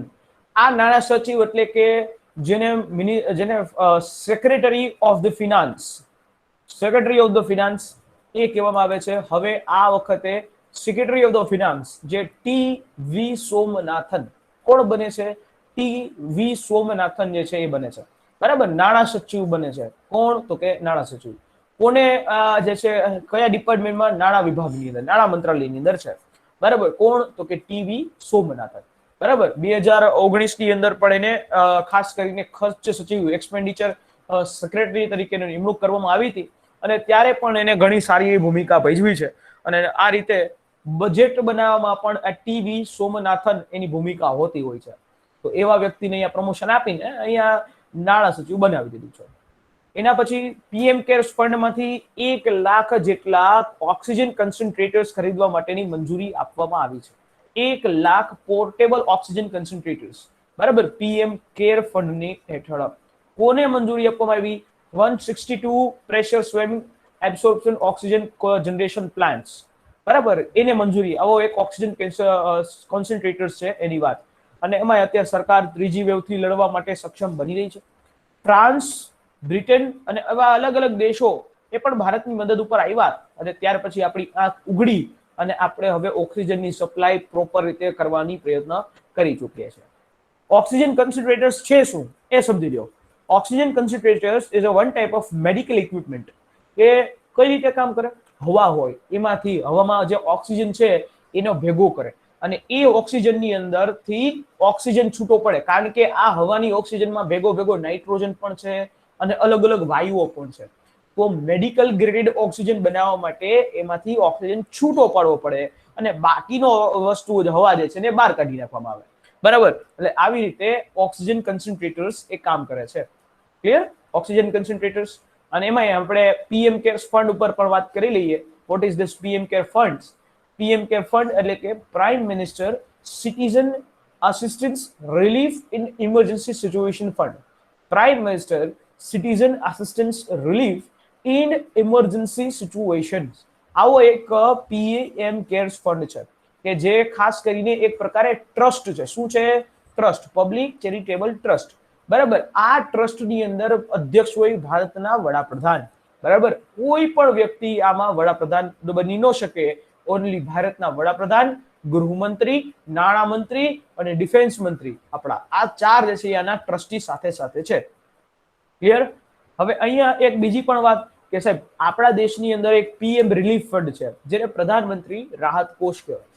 આ પ્રધાનમંત્રી રાહત કોષ અને પીએમ કેર્સ ફંડ બે અલગ કઈ રીતે છે સાહેબ? પ્રધાનમંત્રી રાહત કોષ કે જે ખાસ કરીને એની રચના કરી હતી 1948 ની અંતર્ગત. એટલે 1948માં આવું એક પ્રકારનું ફંડ બનાવી અને પ્રધાનમંત્રી રાહત કોષ બનાવ્યો કે જેની અંદર ભૂકંપ હોય, ચક્રવાત હોય, પૂર હોય, કોમી રમખાણ હોય, એવા કોઈ મૃત્યુ પામેલા હોય અથવા તો ઈજાગ્રસ્તો હોય એને મદદ કરવા માટે આ પીએમ રિલીફ ફંડ જે છે એ આપવામાં આવે. ફોર એક્ઝામ્પલ વાત કરીએ, કાલ સવારે ધારો કે ગુજરાતની અંદર કોઈ એવી આપદા આવે તો એમાં તે અહીંયા પીડિતો છે એમને પ્રધાનમંત્રી રાહત કોષમાંથી રકમ ફાળવવામાં આવતી હોય. જનરલી 2 લાખ રૂપિયા ફાળવે, જનરલી મૃત્યુ ઉપર 2 લાખ રૂપિયા ફાળવતા હોય. તો આવી એક પ્રધાનમંત્રી રિલીફ જે છે એ ફંડ. એના પછી બહુ મસ્તીનો રિપોર્ટ, સિપ્રીનો રિપોર્ટ. ભારત વિશ્વનો ત્રીજો સૌથી વધુ સૈન્ય પાછળ ખર્ચ કરતો દેશ છે. સિપ્રી એટલે કે Stockholm international piece research Institute, આવું નામ છે. Stockholm international piece research Institute, જેને આવો એક રિપોર્ટ બહાર પાડ્યો, trends in world military expenditure. આ રિપોર્ટની અંદર કહેવામાં આવ્યું કે ભારત વિશ્વના ટોપ કન્ટ્રીઝની અંદર જે સૌથી વધારે મિલિટરી પાછળ એટલે કે સૈન્ય ખર્ચ કરે છે એવા દેશોની અંદર ભારત છે.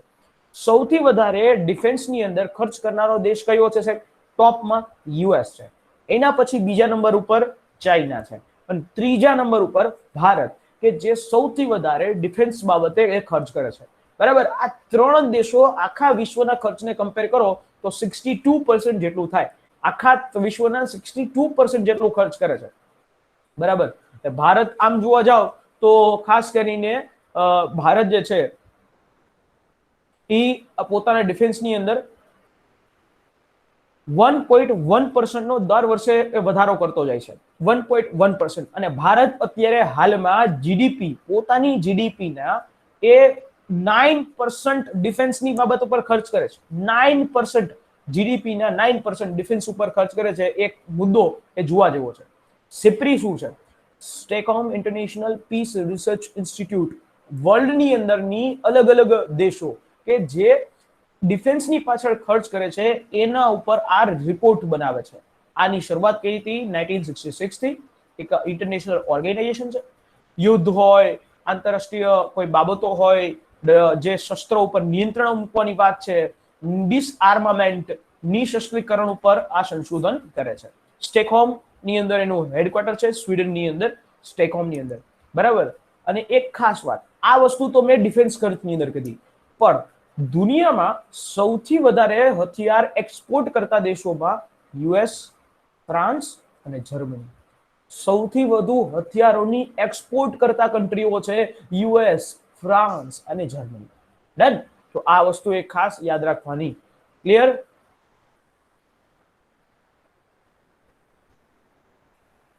સમજાણું દરેકને? હાજી. ચાલો, નાઇસ. દિલ્હી રાષ્ટ્રીય રાજધાની ક્ષેત્ર સંશોધન અધિનિયમ તાજેતરમાં લાગુ પાડ્યો. એટલે કે દિલ્હીની સરકારના પાંખો જે છે એ કાપી નાખવામાં આવી. અહીંયા એવું રીતે છે કે દિલ્હીની અંદર અહીંયા લેફ્ટનન્ટ ગવર્નરની જે સત્તાઓ છે એમાં થોડોક વધારો કરી દીધો છે અને એના માટે કેન્દ્ર સરકાર આવો કાયદો લેવાથી દિલ્હી રાષ્ટ્રીય રાજધાની national capital region administration amendment act છે. શું છે આમાં સાહેબ? આ જાણો કે આ જે અધિનિયમ છે એમાં 1991 ના અધિનિયમની અંદર સુધારો કરવામાં આવ્યો. સાહેબ અહીંયા સરકાર નામના શબ્દને સુધારો કરે છે કે દિલ્હીમાં સરકાર એટલે કોણ? Lieutenant governor. કોણ? લેફ્ટનન્ટ ગવર્નર એલજી એ દિલ્હીમાં સરકાર તરીકે રહેશે અને એના પછી તો કે તમામ પ્રકારની વસ્તુઓનો નિર્ણય લેવાની સત્તા લેફ્ટનન્ટ ગવર્નર પાસે. લેફ્ટનન્ટ ગવર્નરને અહીંયા તમામ નિર્ણયો લેવાની સત્તા. તો મુખ્યમંત્રી શું કરવા રેખા? શોભાના ગાંઠિયા સમાન. બરાબર. ભાવનગરી ગાંઠિયા, શોભાના ગાંઠિયા. એ રીતે અહીંયા મુખ્યમંત્રી હવે રાખશે. એટલે મુખ્યમંત્રીએ તમામ ફાઇલો લેફ્ટનન્ટ ગવર્નરને પહોંચાડવાની, લેફ્ટનન્ટ ગવર્નરને યોગ્ય લાગશે તો સાઇન કરશે, બાકી એ ફાઇલ છે ગડગડતી આપશે નીચે. આ રીતે આખો આ અધિનિયમ છે. બરાબર. કોઈ પણ નિર્ણય દિલ્હી સરકારનો એ નિર્ણય દિલ્હીની કેબિનેટ હોય એટલે કે મુખ્યમંત્રીની પરિષદ દ્વારા લેવામાં આવેલો જે નિર્ણય છે એને માટે હંમેશા લેફ્ટનન્ટ ગવર્નરને પૂછીને જ લાગુ કરી શકાશે. બરાબર. લેફ્ટનન્ટ ગવર્નરને પૂછીને જ આ વસ્તુ લાગુ કરી શકાશે. આવી એક ખાસ વસ્તુ એ કરવામાં આવી છે. બરાબર. આમાં સરકારનો પક્ષ એવો હતો કેન્દ્ર સરકારનો કે દિલ્હી ગવર્મેન્ટ છે પોતાની રીતે નિર્ણય લેતી થઈ ગઈ છે અને એ વસ્તુ યોગ્ય નથી, એટલા માટે આ રીતે રાખવામાં આવ્યું છે. દિલ્હીની ઉપર વાત કરીએ તો બંધારણની અંદર દિલ્હી માટે એક સ્પેશિયલ પ્રોવિઝન્સ છે, આર્ટિકલ 239 એ. બરાબર. નેશનલ કેપિટલ રિજિયન છે એ બનાવવામાં આવ્યું છે 69 નો બંધારણીય સુધારા અનુસંધાન. કારણ કે દિલ્હીની અંદર વહીવટદાર તરીકે એને એક રાજ્યપાલ, ઉપરાજ્યપાલ, લેફ્ટનન્ટ ગવર્નરની નિમણૂક કરવામાં આવી છે. બરાબર. લેફ્ટનન્ટ ગવર્નર, જેમાં દિલ્હીમાં પાછું હાફ સ્ટેટ છે, 70 તો બેઠકો છે દિલ્હીની અંદર, એટલે એમાં મુખ્યમંત્રી પણ આવે અને દિલ્હી વિધાનસભા રાજ્ય યાદી અને સમવર્તી યાદીઓ ઉપર એને કાયદો બનાવવાની પણ સત્તા આપવામાં આવી. બરાબર. બટ કેન્દ્ર સરકાર પાસે ક્યાં વસ્તુ શું છે? પોલીસ, જમીન અને લોક વ્યવસ્થા. આ 3 વસ્તુ કેન્દ્ર સરકાર પાસે છે. બાકીની બધી વસ્તુ પર એ કાયદો બનાવી શકે.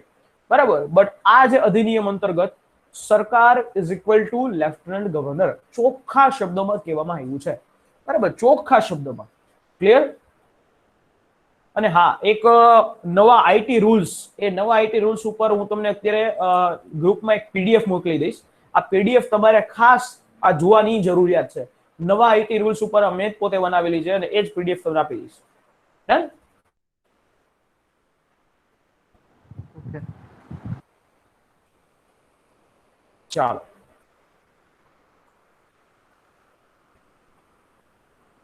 જે પેલી આખું એક સાંડકી આંખ નામનું મૂવી આવી ગયું, એ શૂટર દાદીનું પણ તાજેતરમાં ચંદ્રો તોમર એનું નિધન થઈ ગયું છે. બરાબર. તમને પ્રશ્ન અહીંયા આવી રીતે પૂછી શકાય કે શૂટર દાદી તરીકે ભારતમાં કોણ જાણીતું હતું? ચંદ્રો તોમર. અને એ ઉત્તર પ્રદેશના ચમોલી જિલ્લાનો જન્મ, શૂટિંગની અંદર એ બહુ મહારત હાંસલ હતા. રોહિત સરદાસાના, આના વિશે તો આપણને ખબર જ છે, તમને દરેક લોકોને રોહિત સરદાસાના વિશે. બરાબર. એના વિશે વધારે વાત કરવાની જરૂર નથી. બરાબર. 1 મે, 1 તારીખ એટલે કે ગુજરાતનો 61મો સ્થાપના દિવસ તરીકે આપણે એને ઉજવવાની આ વખતે કહ્યું છે. કેટલામો? 61મો સ્થાપના દિવસ. બરાબર. આ પણ આપણને ખબર છે. ચાલો, આ પણ વસ્તુ ગુજરાતનો સ્થાપના દિવસ, ગુજરાતમાં આપણે ગુજરાત ગૌરવ દિવસ તરીકે આપણે એને ઉજવીએ છીએ. રવિશંકર મહારાજ 1960 1 મે આ દિવસે ગુજરાતનું ઉદ્ઘાટન કરવામાં આવે છે. ગુજરાત અને મહારાષ્ટ્ર 2 અલગ રાજ્યો બહાર પાડે છે. આ જ દિવસે આંતરરાષ્ટ્રીય શ્રમિક દિવસ તરીકે પણ ઉજવવામાં આવે છે. 1 મે ઇન્ટરનેશનલ લેબર ડે તરીકે શ્રમિકોને બલિદાનને યાદ કરવા માટે આ આંતરરાષ્ટ્રીય શ્રમિક દિવસ તરીકે ઉજવવામાં આવે છે. જનરલી આખા વિશ્વમાં આ ઇન્ટરનેશનલ લેબર ઓર્ગેનાઇઝેશન એવું કહે છે કે શ્રમિકોને મેક્સિમમ પહેલા તો 10 થી 16 કલાક કામ કરવું પડતું હતું, જ્યારે પછી અમેરિકાની અંદર 8 કલાક જે છે એ કામ કરવાની વાત કરી અને 1 દિવસ રજા આપવાની વાત કરી અને એના આધારે તમને રવિવારે રજા અને 8 કલાકનું કામ એ કરવામાં આવતું હોય. બરાબર. અને આના માટે કામ પણ આવું વસ્તુ થયેલું છે. ઇન્ટરનેશનલ લેબર ઓર્ગેનાઇઝેશન છે એ શ્રમિકો ઉપર કામ કરતી આ સંસ્થા છે. બરાબર. આ શ્રમિકો ઉપર કામ કરતી આ સંસ્થા. જાપાન સરકાર દ્વારા બેંગલુરુની એક શિક્ષિકા ઓર્ડર ઓફ ધ રાઇઝિંગ સનથી એને સન્માનિત કરવામાં આવી. ક્યાંની શિક્ષિકા છે? બેંગાલુરુની શિક્ષિકા છે. બરાબર. કોને? શ્યામલા ગણેશન. શ્યામલા ગણેશન કે જેને ઓર્ડર ઓફ ધ રાઇઝિંગ સન નામનો એક એવોર્ડ જાપાન સરકાર આપ્યો છે. કોને આપ્યો? જાપાન સરકાર. ખાસ યાદ રાખજો, આ જાપાન સરકાર. આ જે શ્યામલા ગણેશન છે એ સેપ્ટુજેરિયન સંસ્થામાં એક જાપાની શિક્ષિકા છે. પાછું જાપાન સરકાર એમને ન આપે, કારણ કે જાપાની શિક્ષિકા હોય તો આપે. એટલે એ આ જાપાની શિક્ષિકા છે. જાપાની સંસ્થા પણ છે, એની અંદર એ જાપાની શિક્ષિકા છે. બરાબર. જે ખાસ કરીને બેંગ્લોરની અંદર આવે છે. જાપાનીઝ ભાષા ઉપર કામ કરનારી આ સંસ્થા એ ઓર્ડર ઓફ ધ રાઇઝિંગ સન એ છે. શું? હવે આ ઓર્ડર ઓફ ધ રાઇઝિંગ સન જાપાનની સરકાર દ્વારા એટલે કે જાપાનના વડાપ્રધાન અથવા તો જાપાનના કિંગ દ્વારા આપવામાં આવતો એક પુરસ્કાર છે. 1875 થી આ પુરસ્કાર આપવામાં આવે છે. એવા લોકોને આ પુરસ્કાર અપાય કે જે લોકો જાપાની સંસ્કૃતિ, ને ઇન્ટરનેશનલ રિલેશન્સ ને એન્વાયરમેન્ટ ક્ષેત્રે યોગદાન અનન્ય યોગદાન આપ્યું હોય એવા લોકોને આપવામાં આવે. બીજા વિશ્વયુદ્ધ પહેલા પણ આ પુરસ્કાર કેટલાક સૈનિકોને આપવામાં આવ્યો હતો. બરાબર. આ રીતે જાપાન દ્વારા આપવામાં આવતો સર્વોચ્ચ 3જા નંબરનો પુરસ્કાર કહી શકાય. બરાબર, 3જા નંબરનો પુરસ્કાર કહી શકાય. તો આવી રીતે જાપાનનો સૌથી સર્વોચ્ચ પુરસ્કાર હોય તો કે ઓર્ડર ઓફ ધી ચારિસ્થેનમ, જે અલગ અલગ દેશોના રાષ્ટ્રપ્રમુખો હોય જેમ કે મોદી સાહેબ છે એને આપવામાં આવે. ઓર્ડર ઓફ ધ પલ્વોનિયન ફ્લાવર્સ એ જાપાનનો 2જા નંબરનો સર્વોચ્ચ પુરસ્કાર છે અને 3જા નંબરનો છે ઓર્ડર ઓફ ધ રાઇઝિંગ સન. બરાબર. આ જે પુરસ્કાર છે મનમોહન સિંહને પણ આપવામાં આવ્યો છે, ઓર્ડર ઓફ ધ પલ્વોનિયન ફ્લાવર્સ. ચાલો, ક્લિયર? સમજાણું?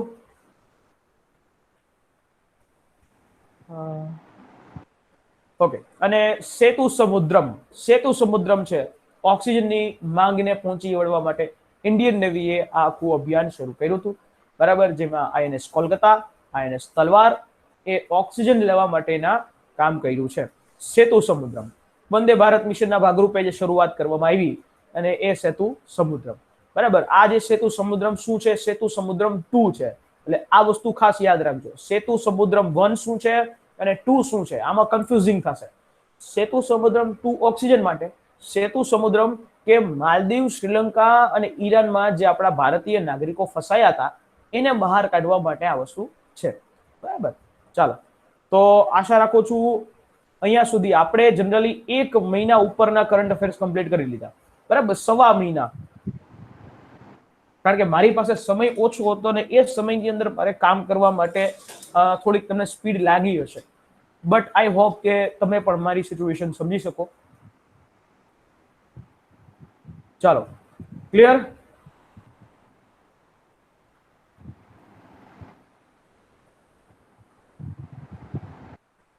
જી સર. એવરીવન, પત્રકાર મિત્રો બધા, બીજા આપણા તમામ મિત્રો. સર, હા, આપણે આ જે ઓલું દિલ્હી રાષ્ટ્રીય રાજધાની ક્ષેત્ર શાસન સંશોધન છે ને, હા, એ થોડુંક એમાં સમજાવો ને. એમાં સમજાવું. હા. જો ભાઈ, એ અધિનિયમમાં પેલા કેવું હતું ખબર છે કે પેલા રાજ્ય સરકાર, દિલ્હીની જે સરકાર હતી એ નિર્ણયો લેતી હતી અને રાજ્ય સરકાર પાસે તો ખાલી અભિપ્રાય માંગવા માટે જતું હતું. બટ હવે સરકાર is equal to lieutenant governor. અહીંયા સેન્ટેન્સ ચેન્જ કર્યું, સરકાર is equal to lieutenant governor. એટલે કે દિલ્હીના મુખ્યમંત્રી પોતે કોઈ નિર્ણય લઈ શકતા નથી અને એ તમામ નિર્ણયોને અપ્રુવલ આપવા માટે લેફ્ટનન્ટ ગવર્નર પાસે જવાનું. અને એની જ અસર થઈ કે જેમ કે ડોર સ્ટેપ ડિલિવરી દિલ્હી સરકારે વાત કરી હતી.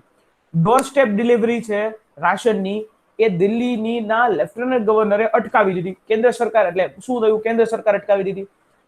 નોર્મલ શબ્દમાં સમજાવું કે દિલ્હીની અંદર તમામ નિર્ણયો અત્યારે જો લેવા હોય તો એ લેફ્ટનન્ટ ગવર્નરના દ્વારા જ લેવામાં આવે.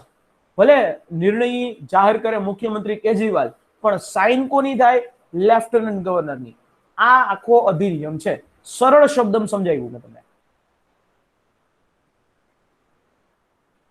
ક્લિયર? સર, એ તો આ રાજ્યપાલ અને લેફ્ટનન્ટ ગવર્નર હોય એ તો પેલા સિગ્નેચર તો લાસ્ટ સિગ્નેચર તો એમના જ થાય ને કોઈ પણ. હવે સમજો, કેટલાક ગવર્મેન્ટલ ઓર્ડર્સ છે એમાં મુખ્યમંત્રી કામ કરે, બટ ઈ પણ અધિકાર અહીંયા છીનવી લેવામાં આવ્યો. બરાબર. કાયદો બનાવવો હોય ને, કાયદો, ત્યારે એની જરૂર પડે.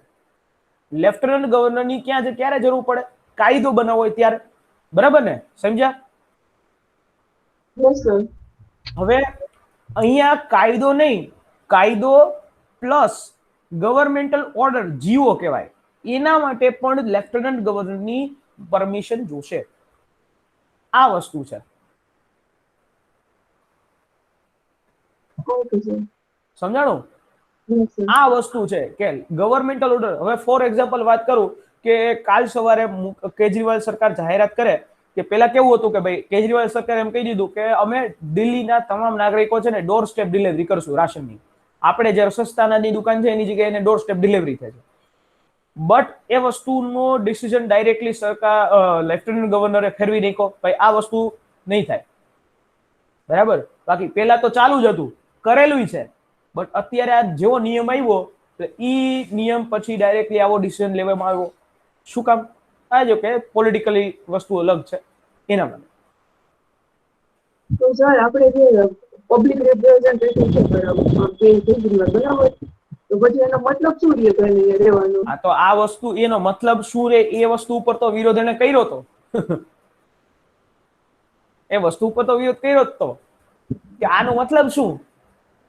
લોકશાહી ખતમ થઈ રહી. સર આપણે જે જમ્મુ કાશ્મીરમાં આર્ટિકલ હતો ને ત્યારે જે રીતે ગવર્નરે કામ કર્યું એ રીતે જ અહીંયા દિલ્હીમાં કામ કરશે એ ટાઈપનું જ થયું ને બધી Yes. વહીવટી. ઓકે. Yes yes. કાલે ઈસુદાનભાઈ નો મને ફોન આવ્યો હતો, આમ આદમી પાર્ટીમાં જોડાવા માટે એક દબાવો.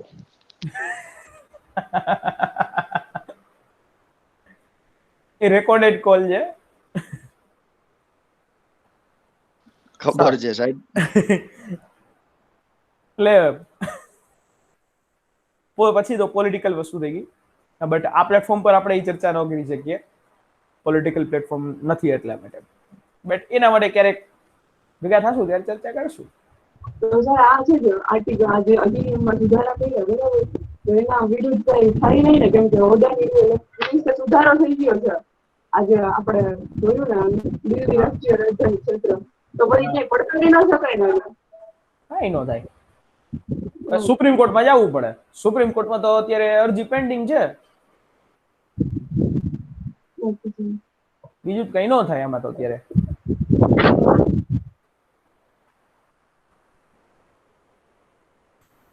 ચાલો તો રજા લઈએ.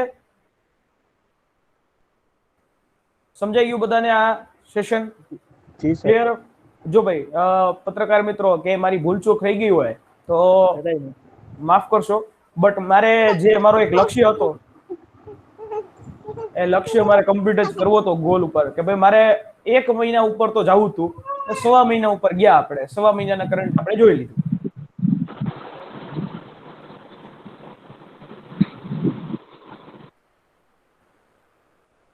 તો મળીએ છીએ હવે બરાબર જ્યારે નેક્સ્ટ જ્યારે પણ મળવાનું થાય ત્યારે. But best of luck to all of you, કે એક્ઝામ સારામાં સારી જાય, અને તેમ છતાં કંઈ પણ પ્રોબ્લેમ હોય તો આપણે છીએ, તમે ગમે ત્યારે હું તમારી સાથે જ છું. ઓકે સર, હા. લાસ્ટ 3 મંથનું કઈ કરંટ અફેર્સ પીડીએફ માં કે એમાં મળી કંઈ જશે, ચાલો મળી જશે. Thank you. હું ડાયરેક્ટલી છે આપણે ગ્રુપમાં મુકાવી દઈશ. સર હમ અમારા છે ને 15 માર્કનો સાયન્સ અને ટેક્સ છે, તો એ લેવલ કેવું હશે? યુપીએસસી ટાઈપ, જીપીએસસી ટાઈપ કે પછી super class 3 type? Normal class 3 type, super class 3 type. અને એ સાયન્સ અને ટેક્સ કેટલા મંથનું કહેવાય? કરંટમાં હોય. લાસ્ટ કરંટ છે. કરંટ 2-3 મંથ્સ ના? હા, 3 મંથ્સ તો કરીને જવાનું જ છે. ઓકે. ચાલો નોર્મલ હવે આપણે 9 થી 11 વાળો સેશન બરાબર. સોમવારે તમારે મેડમ આવશે, હું મેડમ પછી એટલે લગભગ આપણે બુધવારે બરાબર જે આપણા રેગ્યુલર સ્ટુડન્ટ છે એમના માટે કે ભાઈ આપણે હવે ડાયરેક્ટલી લગભગ બુધવારે મળશું. ચાલો મળીએ છીએ હવે નેક્સ્ટ જ્યારે સેશનની અંદર. ત્યાં સુધી મને રજા આપશો. જય હિન્દ, જય ભારત. જય હિન્દ.